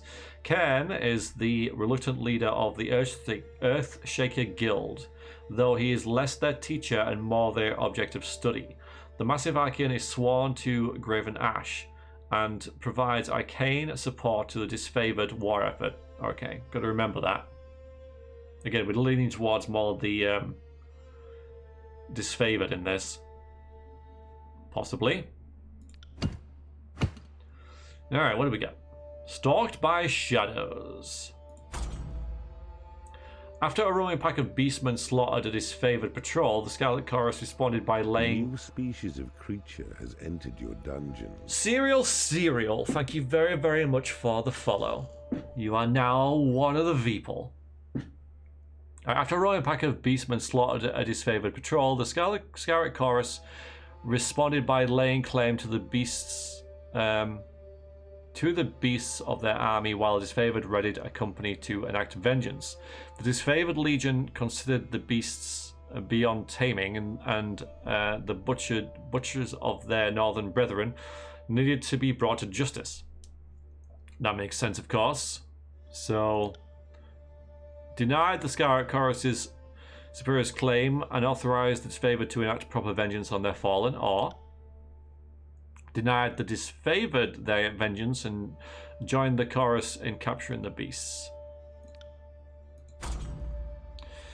The destruction of Azure. Cairn, the Archean of Stone, carved a deadly path through Azure, using his powers to blight the land. The Scarlet Chorus complained that his tactics left no farmland to feed the growing army. Since Cairn marched with the disfavor, the Scarlet Chorus held the Legion responsible for the destruction and lost harvests. So he ruled that the Archon of Stone may do as he wished with the soil, being its natural master, and he instructed the Scarlet Chorus to better control their numbers and plan better for the lean seasons. Yeah, that's true, Inferno. You do learn about everything.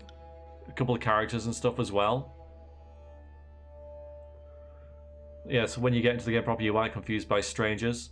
Yeah, it's pretty nice.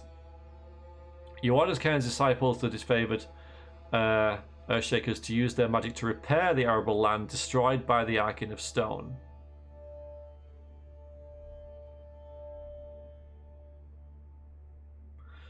So if we do this, then we've really got a good friend here, because he's going to like us more, and he seems pretty powerful. But I bet the Scarlet Chorus are freaking everywhere in the game. So if they don't like us, and I know I'm talking meta here, but you know I can't help but just sort of wonder how this translates to the actual game itself. So I'm gonna talk about that, but then I'm not going to let that influence my decision. I'm just sort of talking meta a little bit. Your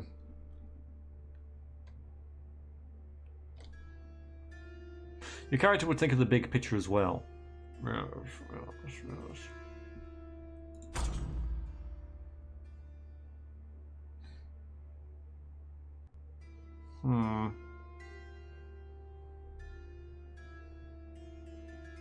More enemies, more killing, more XP.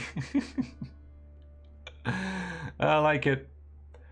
I mean, this seems like the lesser of the two choices. This is the big one. And this is like a minor dispute. So we should go with this. I mean, this is. I mean, that's gonna have, which I suppose is the trade-off, isn't it? You know, you can have like a very small difference to people's attitude towards you. It's like, yeah, well, they didn't let us kill those guys, but it's kind of okay. Whereas this is like, they wouldn't let us eat. So,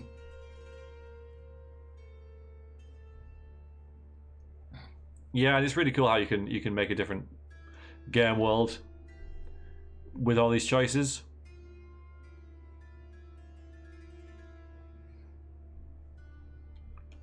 All right, I think I think we are kind of a realist as well. So I think we are going to say, look, would you just put everything back together that you've destroyed, so we can feed the army?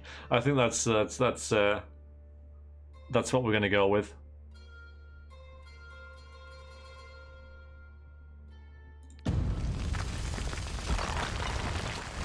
Played so long ago, you don't remember what the choices look like. Yeah, this is it's fairly old game now, isn't it?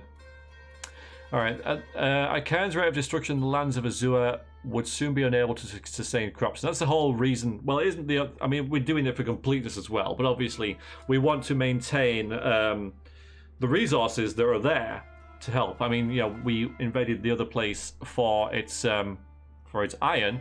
This has lots of grain and arable land and stuff. So, I don't know about being too nice. This is like sensible.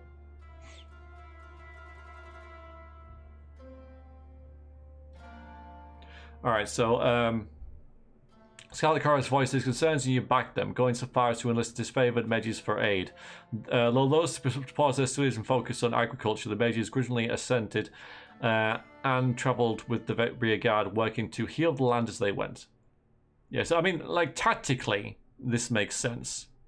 Exactly, yeah. Cairn's madness. Or forced into the fray. We'll have this one first. They won't be everywhere. Yes. I just, you know, well, they could be everywhere but be starving. But we need, yeah. Need to buy a catapult to throw bodies at things. Alright, anyway.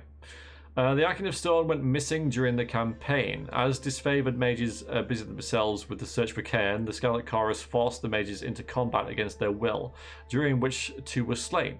Furious at the waste of trained specialists, disfavored demanded that the Scarlet Chorus be punished. His favor demanded that you liberate captive mages and those who forced them into battle made their slaves. He ruled that the demands of war allowed the Scarlet Chorus to appropriate military resources when they were available.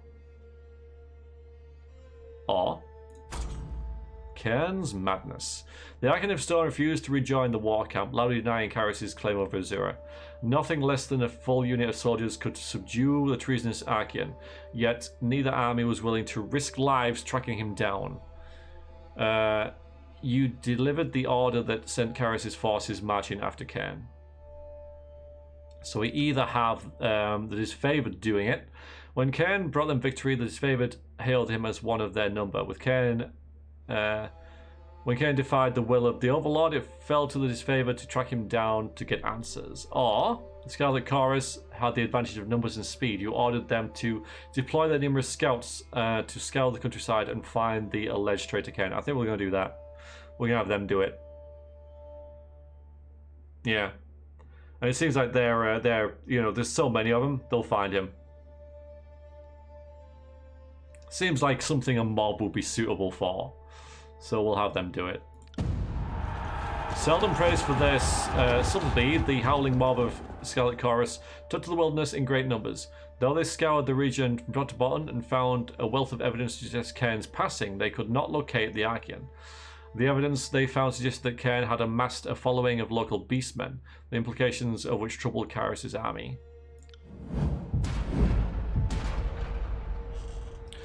The Archon of Stone made a brazen declaration. So maybe that wasn't the best result, but that's fine after about optimal.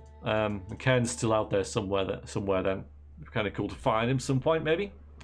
The Archon of Stone made brazen declarations that Kyrus had no claim to the rule of Tears.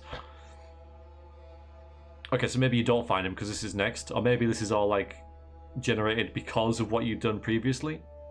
You know. Soon after the word arrived that Kyrus would dispatch the wrath of Cairn would dispatch this rebellious mini with an edict. Having shown a stern hand against the Disfavored in the past, Tunon deemed it proper that you deliver the punishment.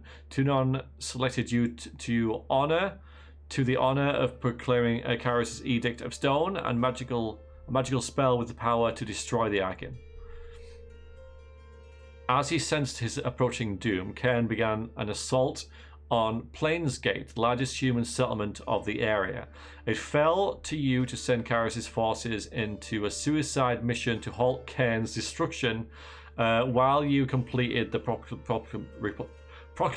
I have trouble with that. Proclamation of the edict. It's kind of cool.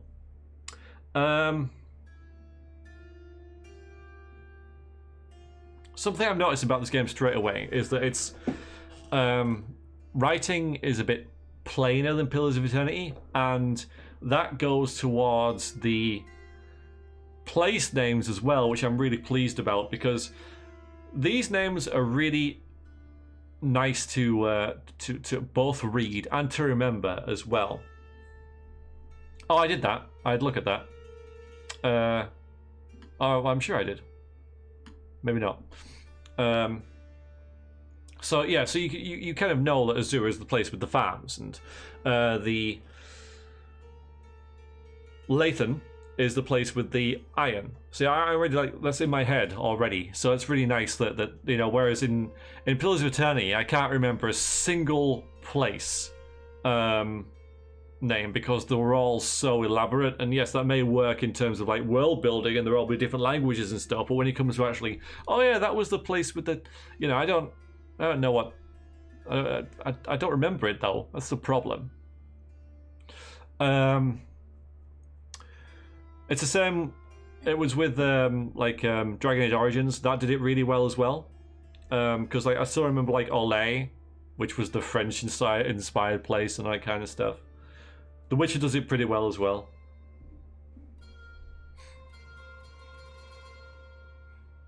Okay, Lizzle, that's pretty cool.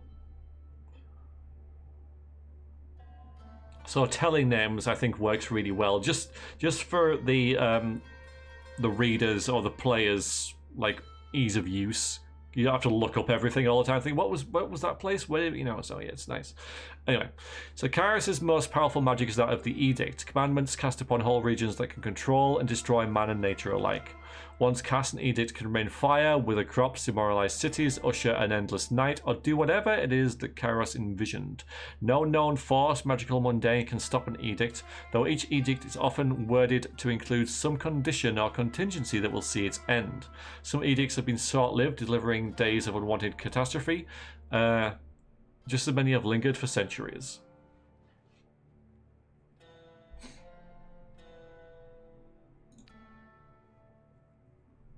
Alright, so we've got to sacrifice someone. We can do both, probably. Alright, so you believe that the only chance of slowing Cain's assault was to commit the full force of Kyrus' armies against him. This was a desperate gamble. If you were wrong, there would be no one left alive to warn the other Archeans of your failure. Still, you ordered both Disfavored and Scarlet Chorus forces to march against the Archean of Stone while you read the Overlord's edict. So that's everyone. Yeah, Baden, because I mean, yeah, literally that's what a lot of places are. That's how they develop, because it's just like, oh, it's that place over there, you know, with the windmill, and so it's, you know, so that place becomes, like, you know, like Windmill Town. But you know what I mean. Alright, so believing that there is a slight chance that the superior numbers could hold off the Archean of Stone, you sent the Scarlet Chorus to delay Cairn's march on Plainsgate. You hoped you would have enough time to read Kyrus' edict before Cairn reached the city. Or we can do this one. Knowing that there was little chance of survival, you ordered this favor to march against the Archean of Stone as he neared this Plainsgate. You hoped that the elite of Kyrus' armies would delay Cairn long enough for you to read the Overlord's edict. So, I kind of like this one, because we've strengthened these guys with the iron, and I think this could make a mistake. This could be a mistake, because we've befriended the Disfavored, I think. But, yeah, Cockburn Street, yeah. There is a place around where I live called Cockermouth. I don't know what went on there. But it is indeed called Cockermouth. Anyway. So I'm gonna pick this one, because I think this will be really interesting to see how it works. With the Disfavored either, like, not wiped out, but really...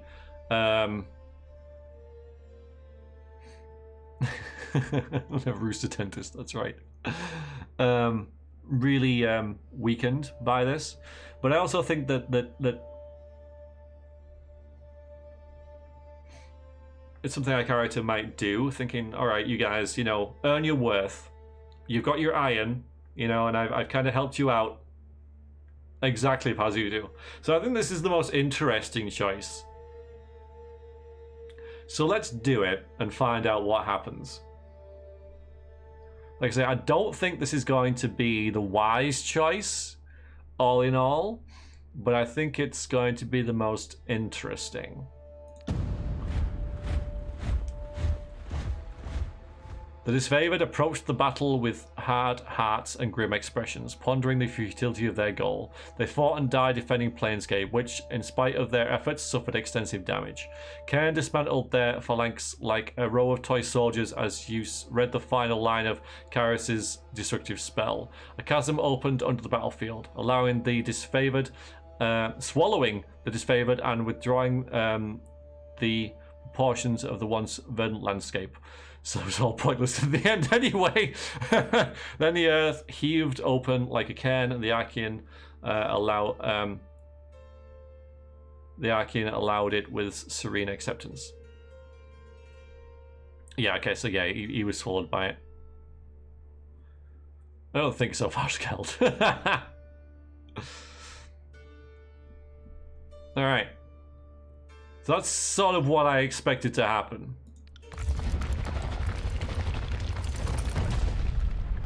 Again, not optimal, but really kind of interesting what that's going to leave us with. I don't think we made things easy for ourselves, but that'd be kind of cool. Not quite, Delestia. With the lands blighted and unrecognizable, the realm of Azure was left utterly ruined by the events of the war. So all of us, like, you know... I suppose then, you know, maybe at least the Scarlet Chorus is going to like us a bit more. Because at least we tried to save the land so they could eat off it. A thing at the top and change it? Oh, maybe. Maybe, I don't know. I mean, I don't want to anyway, but that was just Falskeld being Falskeld. Oh, that's really cool, Baden. Feel free to link them. It probably does, Lizzle, yeah. It'll just be what the build up to it, of course. Alright, anyway. Times to come, the Tears would call this blasted region the Stone Sea, for the treacherous rock formations and persistent quakes became the defining features of this once verdant land.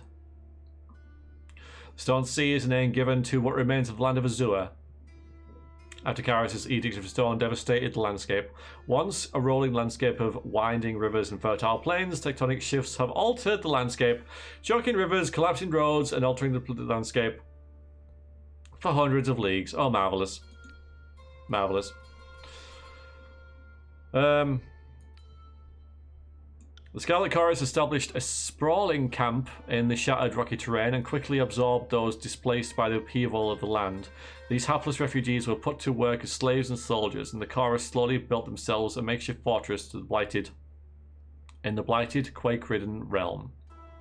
Your tour of duty in the broken lands of Azure was complete. You didn't have long to rest before Tunon called you into service once more.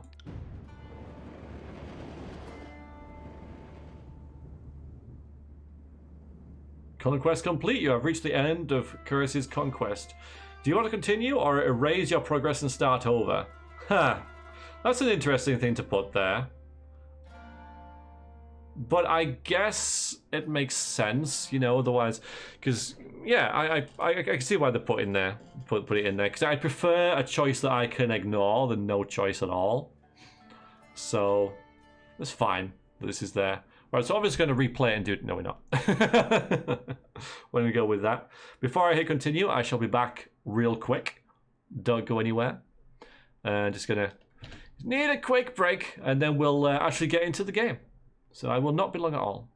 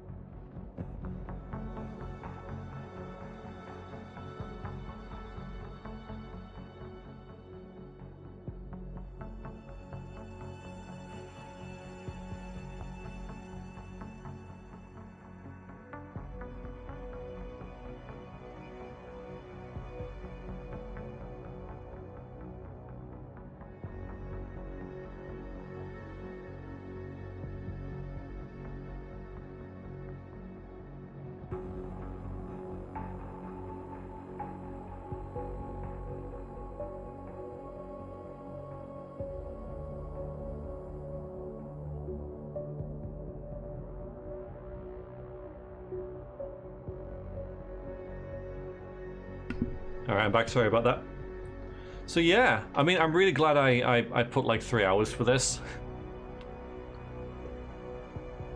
I kind of suspected it'd be a good idea.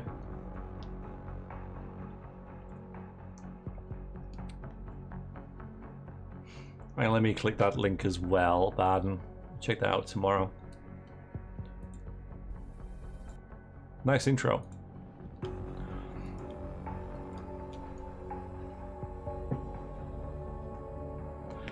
Okay.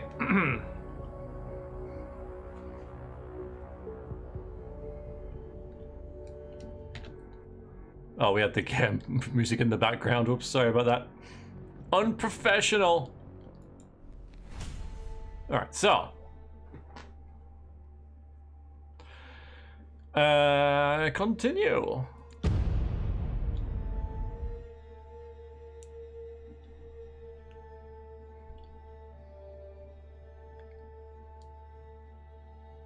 The year is 431, and Kairos' invasion has shattered all major opposition in the tiers.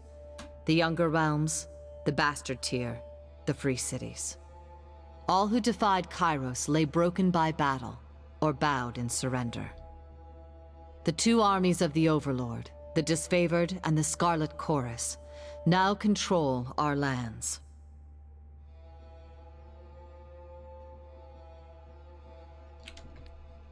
But our will is not yet extinguished.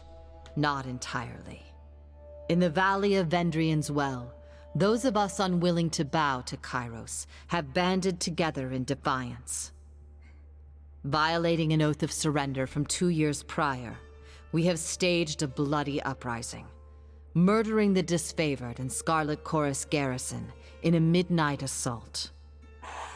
That's gonna hurt. Well, actually, it wouldn't hurt at all, would it? But you know what I mean.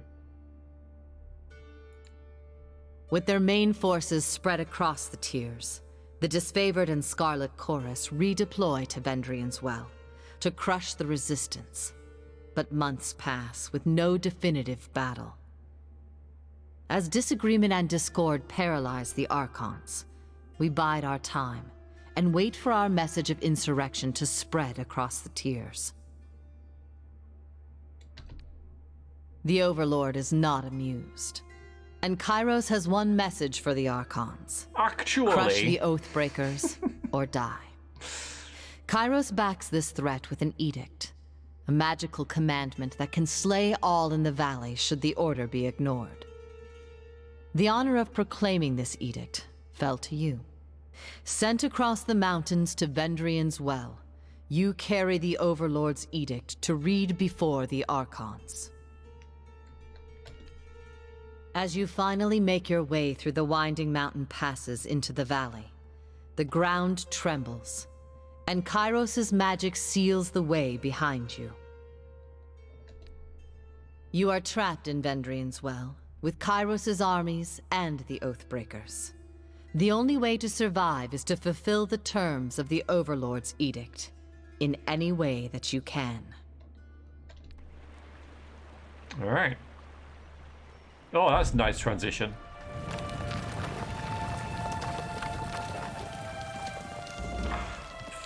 Bender Valeria, I presume. I've been expecting you.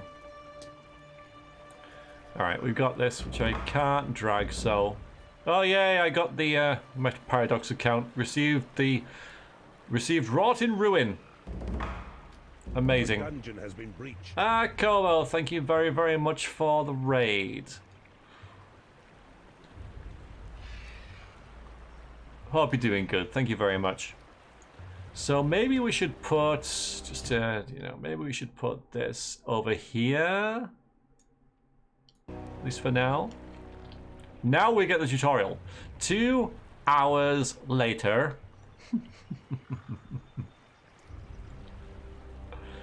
Isn't super important. Alright, this is your first, if this is your first visit to the world of Tyranny, watch for these windows to help you become familiar with the game. You can disable tutorial messages in the game options. Okay, thank you. Yeah, yes. Okay, so we've got an inventory. New species of creature has entered your dungeon. Sock Thief. Thank you very, very much. How you doing, Nobtat? Welcome in. Welcome back. New species of creature has entered your dungeon. A pallet. Thanks very much for the raid. So we've got... for the follow, sorry. So here's our main weapon. Sanguine Soul. Yeah, this is important. Scroll contains the word of Kairos' edict you have been commanded to deliver. If Ascension Hall is not been taken by my forces before morning on the Day of Swords, all in the valley, when this edict is passed, will perish. Oh, so it's... You know what? This is a little bit like Mask of the Plague Doctor. It's like if you don't do well enough, everybody dies. Because this will include us as well.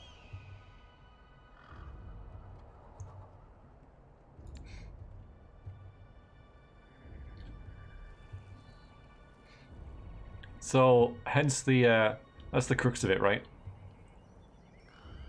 So Malf used to talk about me back in the day. I'm a big fan of his, and he is a fan of yours. Then you are as well.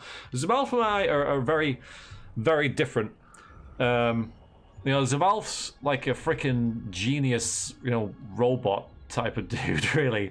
Like, I have utmost respect for him in the way that he plays games and stuff. I play games very differently than he does. Like, he plays everything on, like, ultra hard. Not everything, you know, but he's very... I like sort of stuff. I'm more of, like, a casual sort of dude. So I'm playing on normal. And I just like playing a game for, like, its story. I'm not too much fussed about mechanics and min-maxing and that kind of thing. This feels like a light version of Pillars of Eternity. Yeah, I suppose it kind of does. There's your attributes and weapon skills, sports skills and magic skills, that makes sense. And here we've got talents, which we have nothing of yet, so I'm going to leave that. Our journal, Karis demands victory at Veteran's Well. You are tasked with delivering the Karis' edict to the Archeans of this favoured and scalloped chorus. They must defeat the rebellious Vendrian Guard. I've won the valley, allies and enemies will die. Yeah, it's pretty nice. So this game looks like it's got a time limit on it, but maybe it's one of those it's not like, you know, in 30 hours of gameplay, the game ends.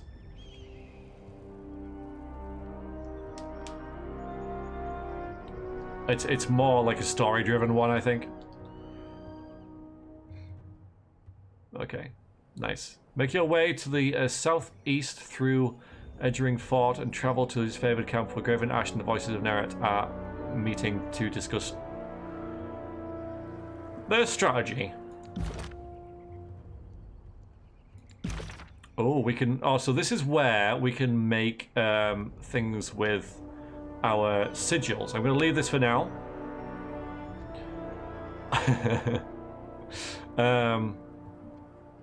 Spire is locked out, and then we got missives. Okay, so I'm not gonna... maybe I'll have to do this now.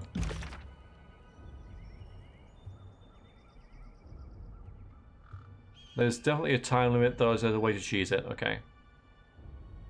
There are two very different but equally entertaining playstyles. Awesome, bad. And of course, you follow Grimwith as well, so that's like 3 different playstyles. Okay. Yeah, because I don't know any sigils, so there's no point checking that. So that's all that stuff up there, yeah? We've also got... Yeah, so we can pause it. We've got a map here. There's the world map. Nice. Nicely stylized. Again, got a kind of like Roman feel to it. We're here. Edgering Ruins is nestled within the Apex's western ridge, serving as a gateway into Veteran's Well. Karis' forces have recently transformed it into a full garrison to ward off insurgents desperate to leave the well. And here we've got a disfavored camp, 3 hours 15 minutes away. This fort was constructed shortly after routing rebels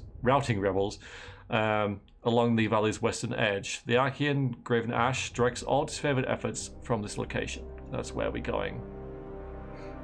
Looks like a relatively small map. There we go. Put the we'll put the names on.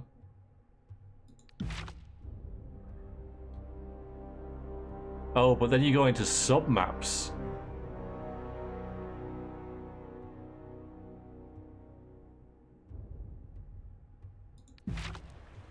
So hang on a minute. So this...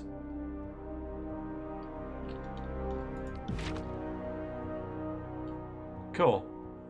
Why are all the towers in the game overcompensating? Yeah, this is the world map. This is the world map? Okay. Oh, so we're in... Alright, so we're in here, then there's that, then there's that. Okay, so this... So this edict thing is only probably the first part of the game then.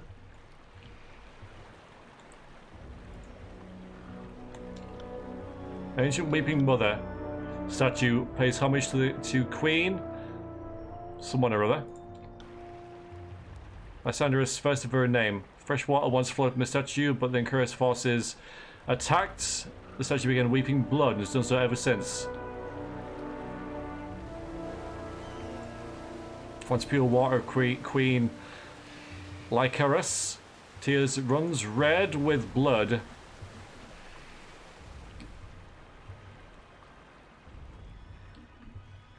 Alright, who the hell are you, Aurora? Right click to lock. Hello, Aurora. Kairos the Overlord be praised. When I heard the avalanche, I feared the valley was sealed with you on the other side. The disfavored warrior claps her gauntlet to her breastplate, the traditional salute of her legion.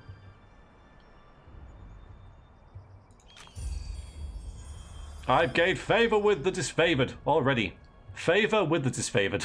That's weird. The commander wouldn't say why the governor of Lathan's Crossing would be... Alright, so these are in green for some reason. Wouldn't say why the governor of Lathan's Crossing would be coming, but since we have no forges here, I imagine you're here to knock some sense into the voices of Narat. She catches herself, clearing her throat with a smile. I mean, meditate with the Archeans so that we might agree on a plan to wipe them wow, these Oathbreakers. So this is all... So, yeah, right, so Conquest decision. You were assigned to the governor of Lathan's Crossing, overseeing the Iron Forges, tasked with supplying a host of war. This tiny settlement grew quickly. Alright, so this is where we give the disfavored the ore, control of the ore. You assign control of the settlement to the disfavored, whose least soldiers benefited from it. Nice. You going, Narame? For food? Back later. Okay, excellent. Enjoy your food. Yeah, death. Alright, improving efficiency, order, and quality of the forges made disfavored soldiers think of you as the chief rainmaker of their arsenal. Much of the charging of the mage smiths that actually hammered the iron. And I'm the honorary governor. Okay, so that's... Yeah, so I wonder why they called me that, but... So I reckon... Yeah, that's really nice. I honor the Veldrin Guard, regain the surrender of the 492 soldiers in both the disfavored and Scarlet Chorus, now refer to these tiersmen as Oathbreakers. It is perhaps one of the few points of agreement between the disfavored and Scarlet Chorus. Alright, I got 20 law, which is nice. Yeah, so I can say, I'm in a hurry, come bearing the edicts, of course. I can glare silently, but as I've got this, I'm going to pick it. So can you hear that hum in the air, that glow around the rocks? The avalanche is Kairos' magic. The Overlord has sealed the valley. Okay, we can do this as well. Conversations involve you, another character, and sometimes additional parties like bystanders or companions who may interject. The choices you make change how the story develops and will build a reputation for your character over time. People in the world will learn of your reputation, good and bad, and respond accordingly. Your character's attributes, skills, history, and gender, as well as decisions you made in the conquest, may open up options in dialogue like this. These options are not necessarily superior to the other responses, but give you a wider variety of choices to select from. The manner in which someone responds to your choices depends on their individual personality and attitude. Each character who speaks to you will display a banner. Beneath their portrait. These banners indicate which faction the character is allied with. Tooltip on these banners will provide details about the faction.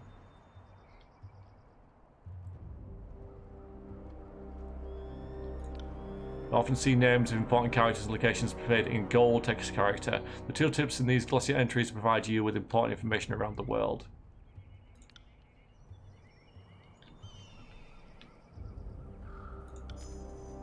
"16 law skill experience." Nice. Your senses see more than mine, good fate bender. I do not pretend to know much about such things, but if that was Kairos' magic and you're here on important business, well, you don't have to be the Arcade of Secrets to guess why you're here. That you're here to proclaim the edict. What does Kairos have in store for the enemy? 10 years of festering plague, an edict of twisted bones? Maybe I can just glare silently.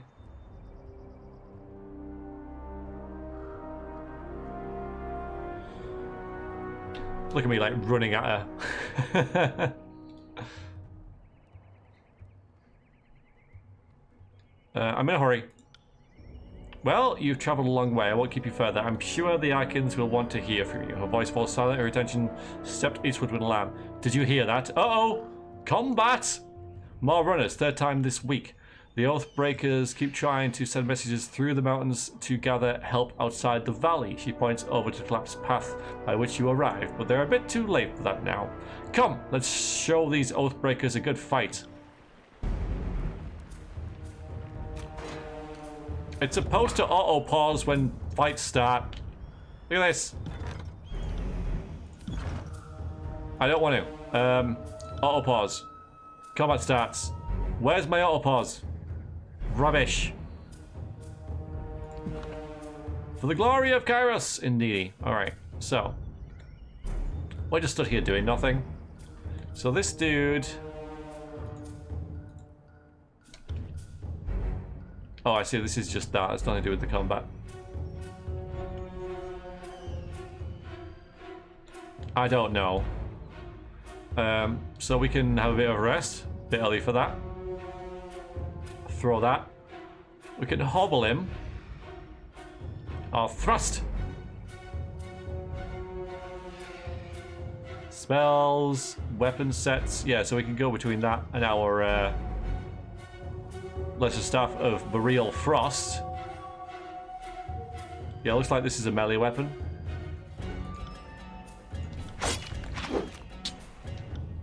Tyranny uses a pausable real-time combat system. Because you will often manage more than one character at a time, it's a good idea to pause the game, issue orders, and resume real time to see the orders play out. The options menu also contains many choices for automatically pausing and certain conditions are met, which you ignored, game, but anyway. There's a cool thing they could do with the skills and combos, which you'll see shortly, okay. I don't think we can hug them. Your character can always perform basic attacks using their equipment weapon, or their fists and fighting unarmed. Characters also have special abilities and skills and spells they can use in combat. When a character is selected, their ability bar, where are we? Displays their hotkeyed abilities.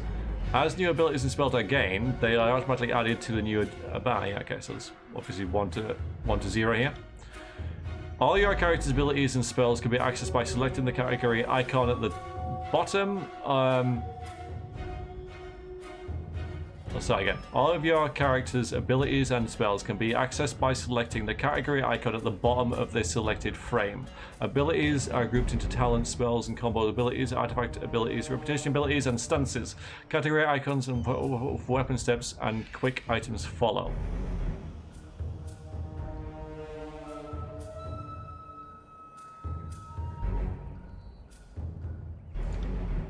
To use an ability, left-click on the ability icon and press the hotkey corresponding to its location on the ability bar. Your cursor will change to indicate whether your mouse is over a valid target for the ability. If the cursor has a red X in the corner, you're not over a valid target. Yeah, so if I try and do like this, put there, not allowed, so I have to go there. Yeah. The cursor is a pair of feet in the corner. You will need to move closer. Yep, there's a pair of feet.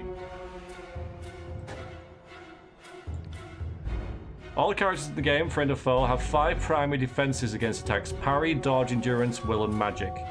These defenses are based on the character's attributes, equipped items, and other effects. A character's accuracy is based on their skill with the type of weapon they are wielding. Accuracy is compared to the appropriate defenses when an attack is made to determine how likely it is that they will attack. So we've got parry and dodge. Defense against attacks of melee attacks and spells. Higher skill ranks will reduce damage or miss altogether. Dodge from bows, javelins, or magic spells. Magic spells as opposed to just normal spells? Looks like it, actually. Oh, crude FK. All attacks and currently compare the attacker's accuracy value to one of the 5 defenses. Yeah. There are 4 possible results from your attack. Hit, critical hit, graze, and miss. Critical hit increases your damage, while a graze reduces it. With each attack, you gain experience with the weapons used to make the attack. Even a miss will grant some experience. That makes sense. Now let's cast this. Oh. Can't do that. Alright, it's cooling down there. You're just attacking normally. He's frozen. Yeah, and there's the health when I hover over him.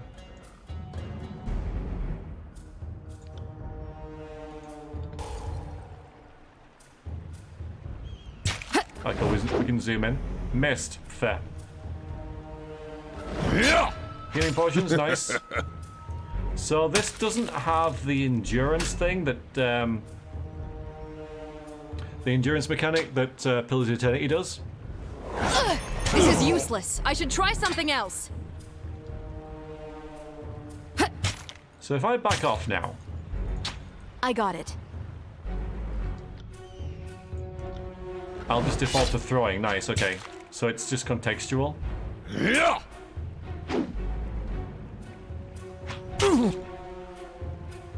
So she's doing fine, barely injured. Badly injured. Nice hit. It was weird, but I got used to it and I kind of liked it. This is more traditional. This is like you got a health bar, you know, and then I can... Interesting how it's like 25% health. So does that mean that if your base health is, say, 20, it'll heal 5 health? Or does it mean that if your health is reduced to, like, 15, it'll reduce, like, it'll do, like, 3? Like, is it your current health or is it your actual health? Like, your top health. It's based on max health, that makes sense. He's almost dead. Let's check further along the path for more. No, it's loot! Okay. Talent points. Level up. Have we leveled up? There's... God, we got a fight going on now. There are 6 categories of talents available to your character. Leadership, defense, power, agility, range, and magic. With each level, you gain 1 point to purchase a talent from any of these categories. Within a talent tree, each tier of talents unlocks based on how many talent points have been spent within that tree. To learn a talent, select its icon and then click Save button to confirm your choice. Each companion has their own talent trees with unique abilities. These abilities unlock in the same manner as your character's abilities. As you spend points within a companion talent tree, further tiers of talents become available. What about looting though? You've got to loot, noob. A whetstone.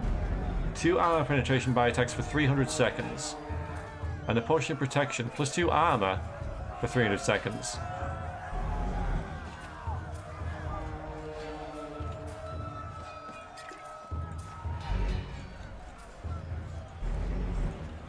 The corpse is brilliant.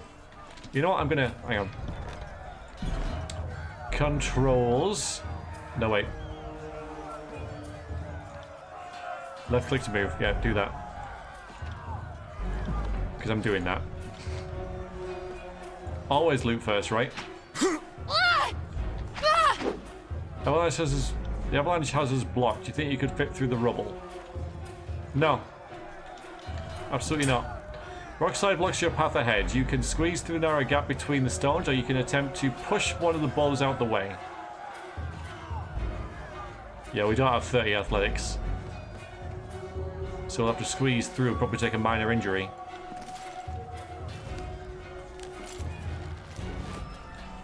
I don't know. We probably would have got a bonus if we pushed it, you know, like push it onto this guy or something.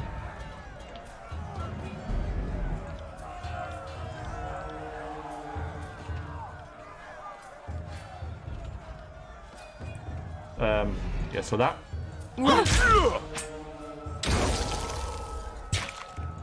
Oh, we can... Oh, the disengage thing as well. Okay. Where's our friend gone?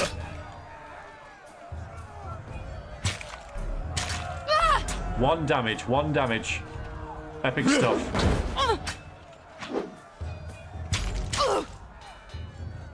Hobble's not going to do a whole lot here because they're not going to be in front of me.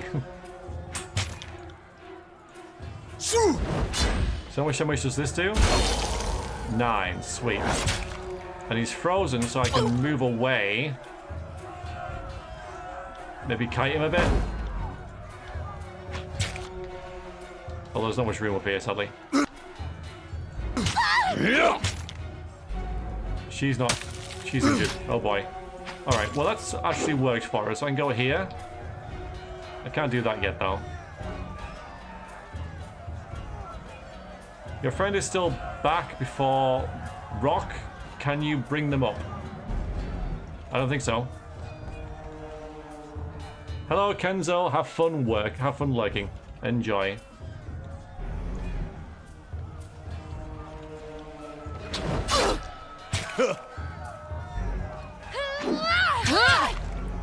So I'm hoping this will do like damage to both of them. On it.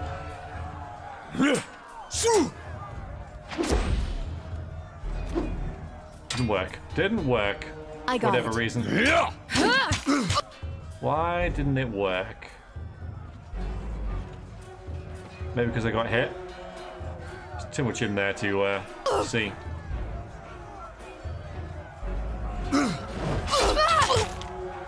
Take that! Yeah, I got hit. Well, how dare he, right? Let's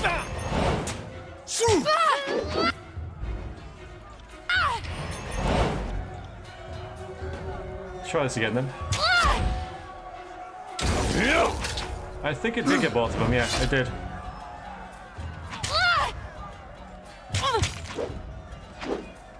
I got it. Okay, good. Now we can just lob stuff in his back. Nice. Oh, her back. Oh no, Silver Tongue. Are we gonna save our friend? Take that. Cleaving strike. You trying to be nice? Oh. Nightbot doesn't like nice. I wonder what being frozen does.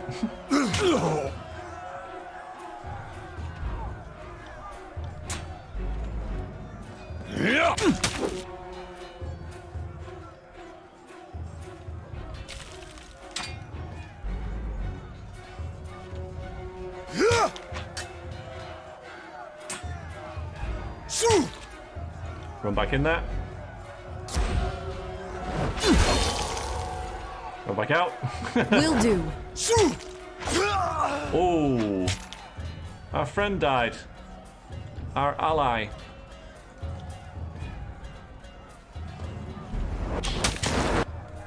Hobble him, run away, run away, run away, run away, run away, run away, run away, run away, run away, run Sorry, away. I can't. Run away. Oh, god damn it. Sorry, I can't. Ah, damn it. It's not going to work like that. Seeing how much opportunity I'll get for, like, cheese and stuff. Will do. Dinner time in Swedenland, so you have to go. Oh. Thank you very much, Silver.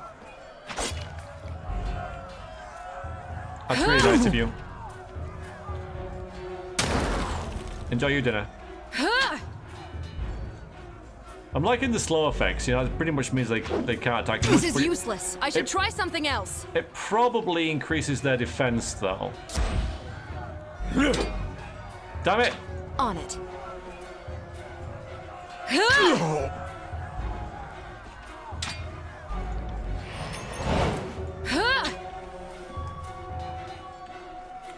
Rough start. I like how that lady This left is us. useless. I should try something else. 1 damage, come on.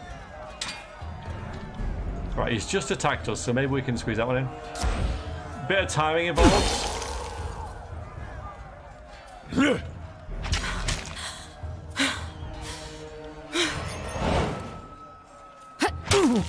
Wow.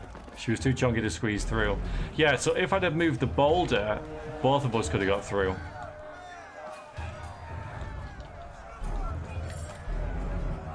Well, he's dead. But... That's better. Ah, it does this as well. This is nice. This is one that's equipped. So it's better. It's better.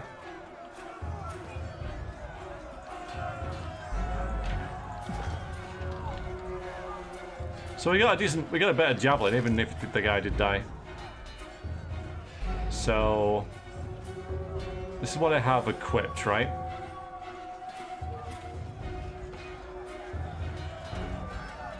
So if I put that in there,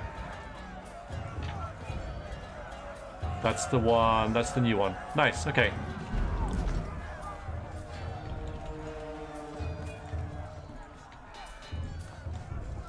Oh, we've healed between battles as well, which is nice. Waking death.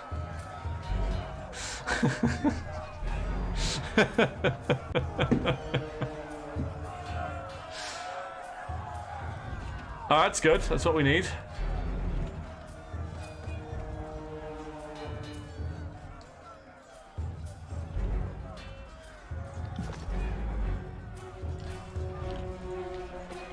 Sorry, I can't. Oh god. Wait out, you little shit. Ooh. Try and catch me, worm. Hello, Verse. You are part of the Scarlet Chorus. Don't like us too much.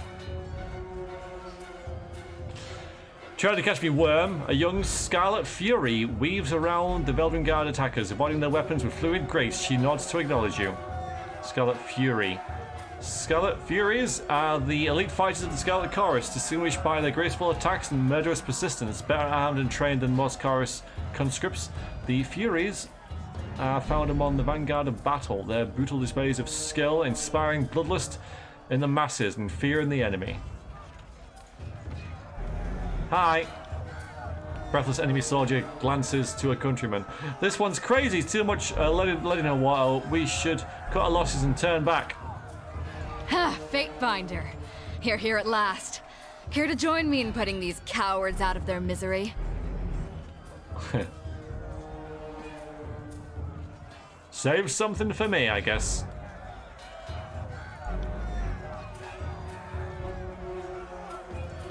Gonna have to fight anyway, might as well be eager about it. Hopefully she doesn't die. Oh, hi. You're with me. Sweet, okay. We'll put you here. So what can you do? Skewer. Alright, interrupt weak. Alright, so probably like...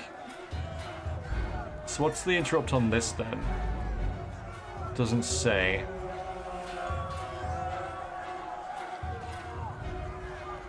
So she's dual wielding stuff. If I press I. Inventory! Yeah, that makes sense. Thanks, game. So yeah, you're dual wielding Gut Seeker and Red Rivers. Sweet.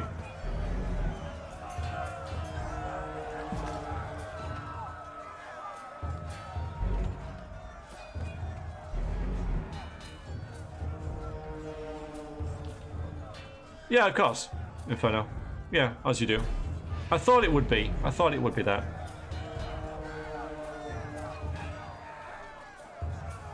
Alright, let's coordinate with Verse to knock your target prone.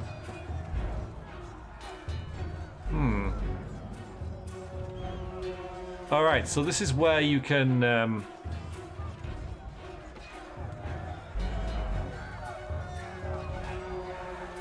combine. How does this work then? It's automatically done it.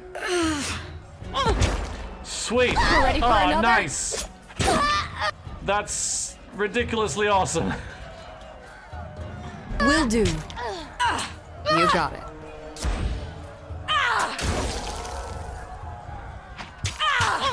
Launch a burning arrow. Maybe not right now, yeah? No dice. Maybe just like lobbing. Wow! Oh yeah, I turned gibbing on, by the way. Don't know if you guys noticed. You got it. Seeing an awful lot of bread. His kit is on fire. Let me help with that. Oh, he's dead. Never mind. Phew.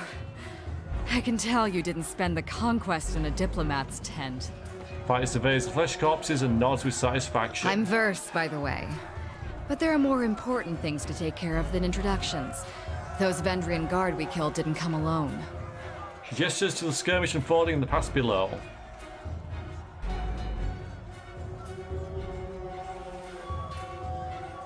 Alright, we can compliment her. You fight like a storm. What's your role in the army? Because, you know, we really comboed really well there, so adrenaline and all that will say, yeah, well done type thing. A Scarlet Fury, one of the elite killers of our ignoble gang. You'll see more than a few of us around camp, but don't let that fool you. We're a rare breed. Most of the soldiers in the Scarlet Chorus are little more than farmers and children armed with rusted forks. Makes them easier to control. The voices of Nerat called his best fighters to this siege. There must be something important about Vendrian's well, though don't ask me what. The Archon isn't in the habit of spilling secrets. Why are they attacking now? My guess? The Vendrian Guard are testing our strength in battle, learning how we perform before they organize a real offensive. That, or they're really, really desperate to get beyond the mountains and couldn't wait until nightfall. And what are you doing here? The voices of Nerat told me to intercept you at Edgering Ruins before you busied yourself solving all of the camp's problems. Guess I was too late. You're due for a meeting with the Archons, but we should handle the small matter of this ambush first. Ready if you are, then. Eager. I like that. Ah, there is Before rings. we go, you might search among the remains of our fallen comrades. No! Wherever they're bound, I doubt they'll miss their boots, much less any rings or any useful iron they might be clutching. Rings, huh?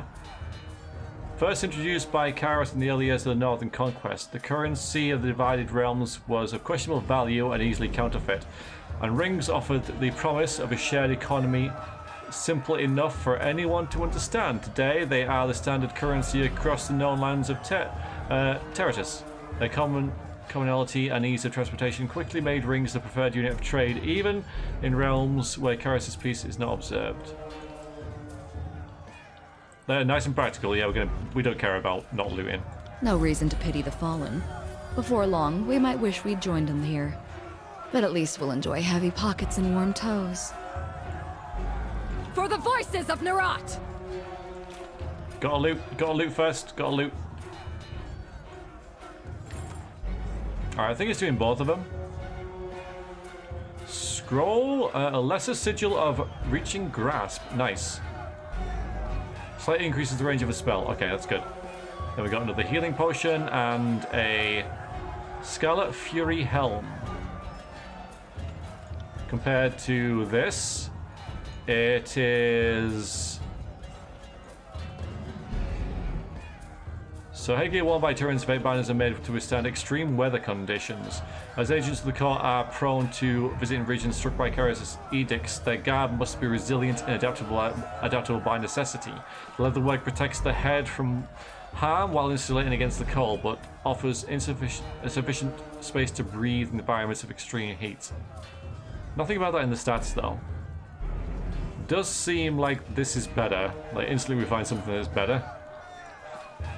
Take all.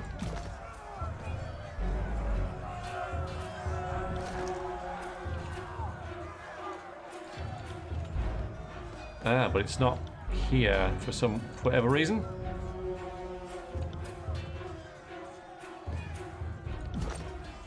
Why isn't it here? Maybe because I put it in the stash. Ah!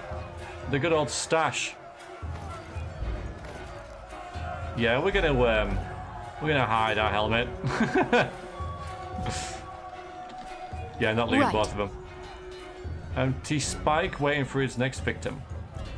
Come along, verse. Where do we go now? Oh, this way.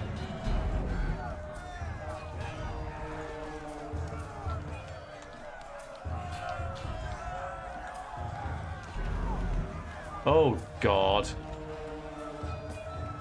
Tarkus Demos. Blimey. Eyes forward, no looking back. The Veldrin Guard warrior soars with his falx head held high. His words largely lost over the din of combat. Enduring symbol of military life in the tiers, adapted from the Agarian site of Azure, this carved blade was in ages past the weapon of peasants forced into battle. In the last century, the nobles of Apex took a liking to the weapon and has since become the weapon in all serious Veldrin Guard warriors endeavor to master. Stand aside or your funeral will be over the side of the bluff. Seeing you squarely in his path, the soldier points his weapon in your way. Yeah, we could ask them to surrender.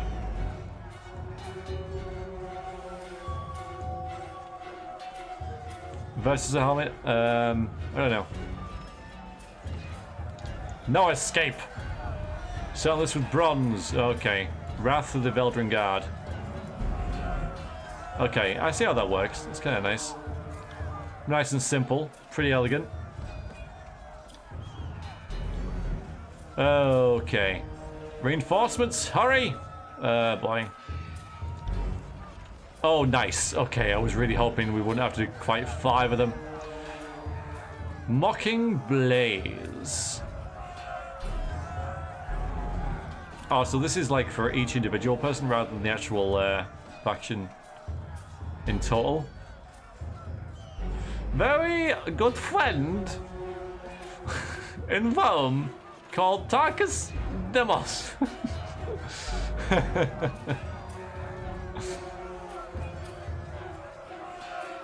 Runs down the Oathbreakers, let none escape. From the red mob of reinforcements from the south, a blood chanter emerges at the head of the rabble, the ornamental crest of her staff pulsing with crimson tones, signaling sigils of magic and wordlessly moving her mouth. The blood chanter scribes a series of spells into the air. A red glow surrounds the Veldrin Guard warriors as the chanted magic worms its way into their minds, binding them with rage.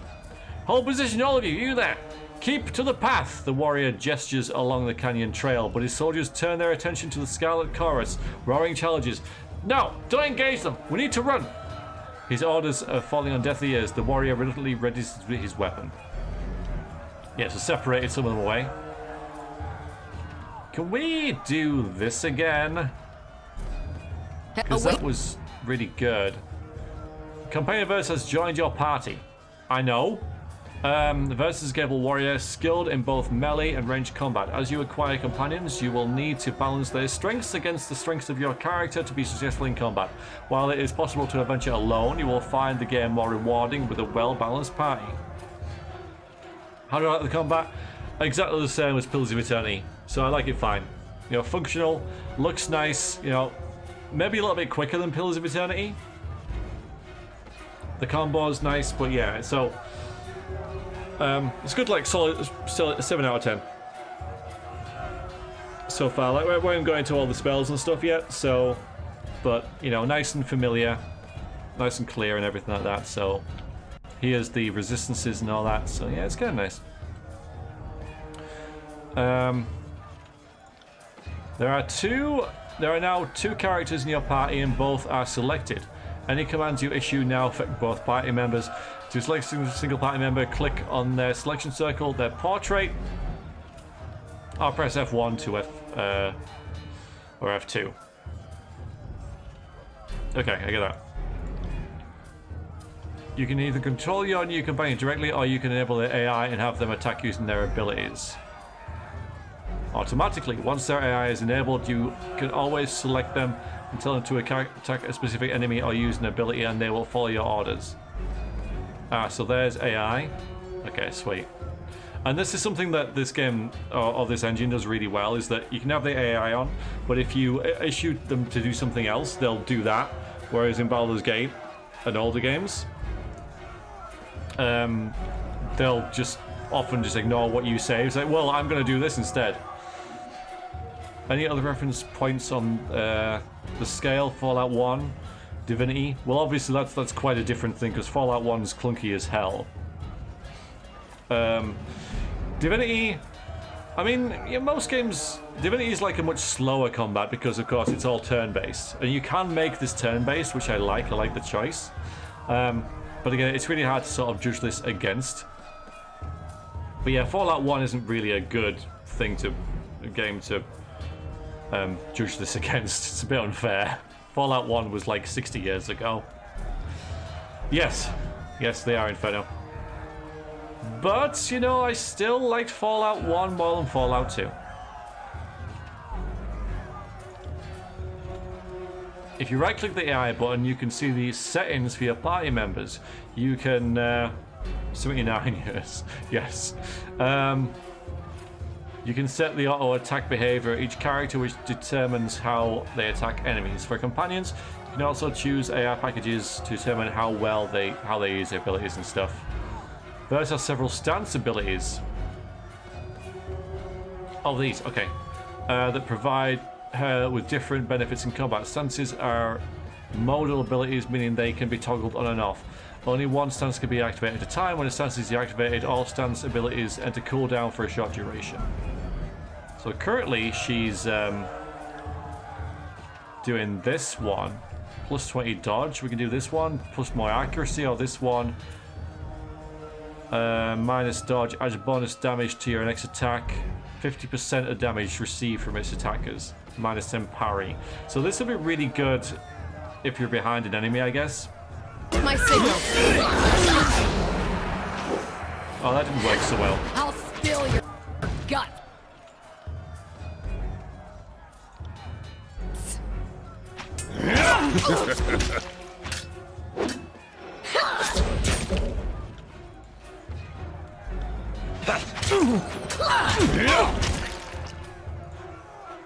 Okay.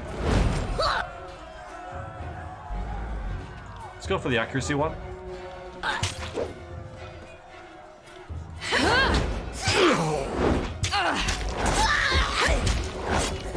Nothing's going on over there.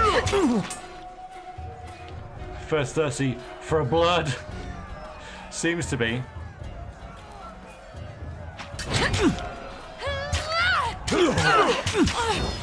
Uh-oh. She is not well. Neither am I. That guy's almost dead, so yeah, that disengage is not going to help though. She's hitting plenty. Let's go back to dodging. Oh, it never changed it. Okay. You got it. Go do something else. Have a good rest of the stream. Might be back later. All right, Ezra. Oh God, Ezra. That was your fault. When a party member takes damage, they will start to lose health. The health bar, yeah, tell me this now. The health bar next to their portrait will start to decrease. When a party member's health drops low enough, they will gain a wound and their health bar will turn red. Wounded characters have the maximum health reduced. Wounds are removed from the party rest, so when a character levels up.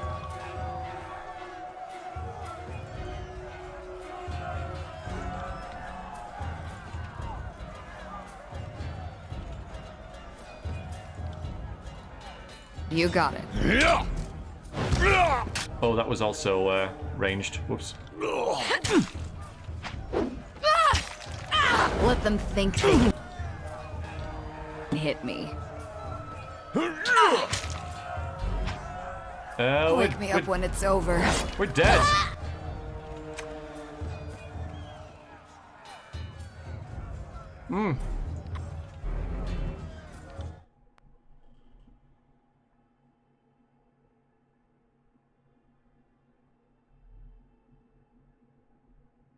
The year is 431. I absolutely did not save. No one told me to save, so I didn't save.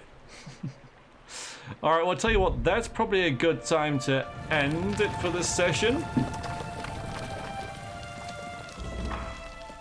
Yeah, save. Thanks.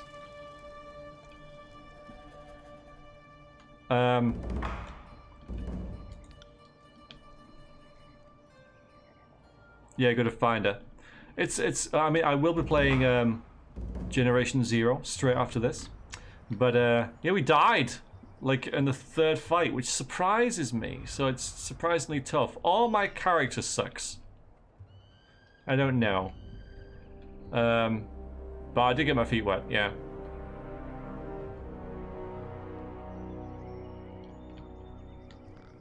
But yes. But I mean, even if your character does suck, though, it's surprising that you die in the first like 20 minutes of the game.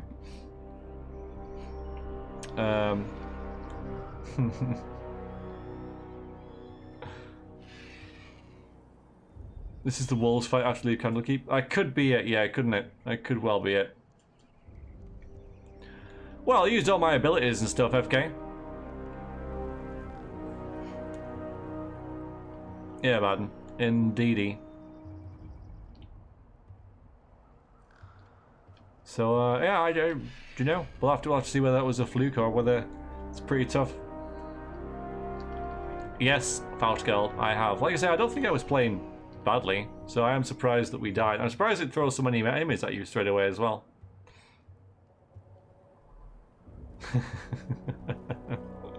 Yeah, okay.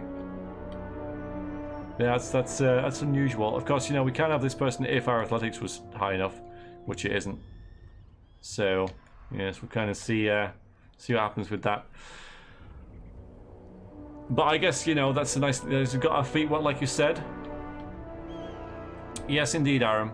Yes, indeedy. Alrighty. So, if you're watching on the V-streams, hope you enjoyed that. The future episodes of this will not be as long as 3 hours. Probably like closer to like 1.5, 2. This was sort of like a character creation, getting our feet wet introduction to the game, which I think like it's served quite well as.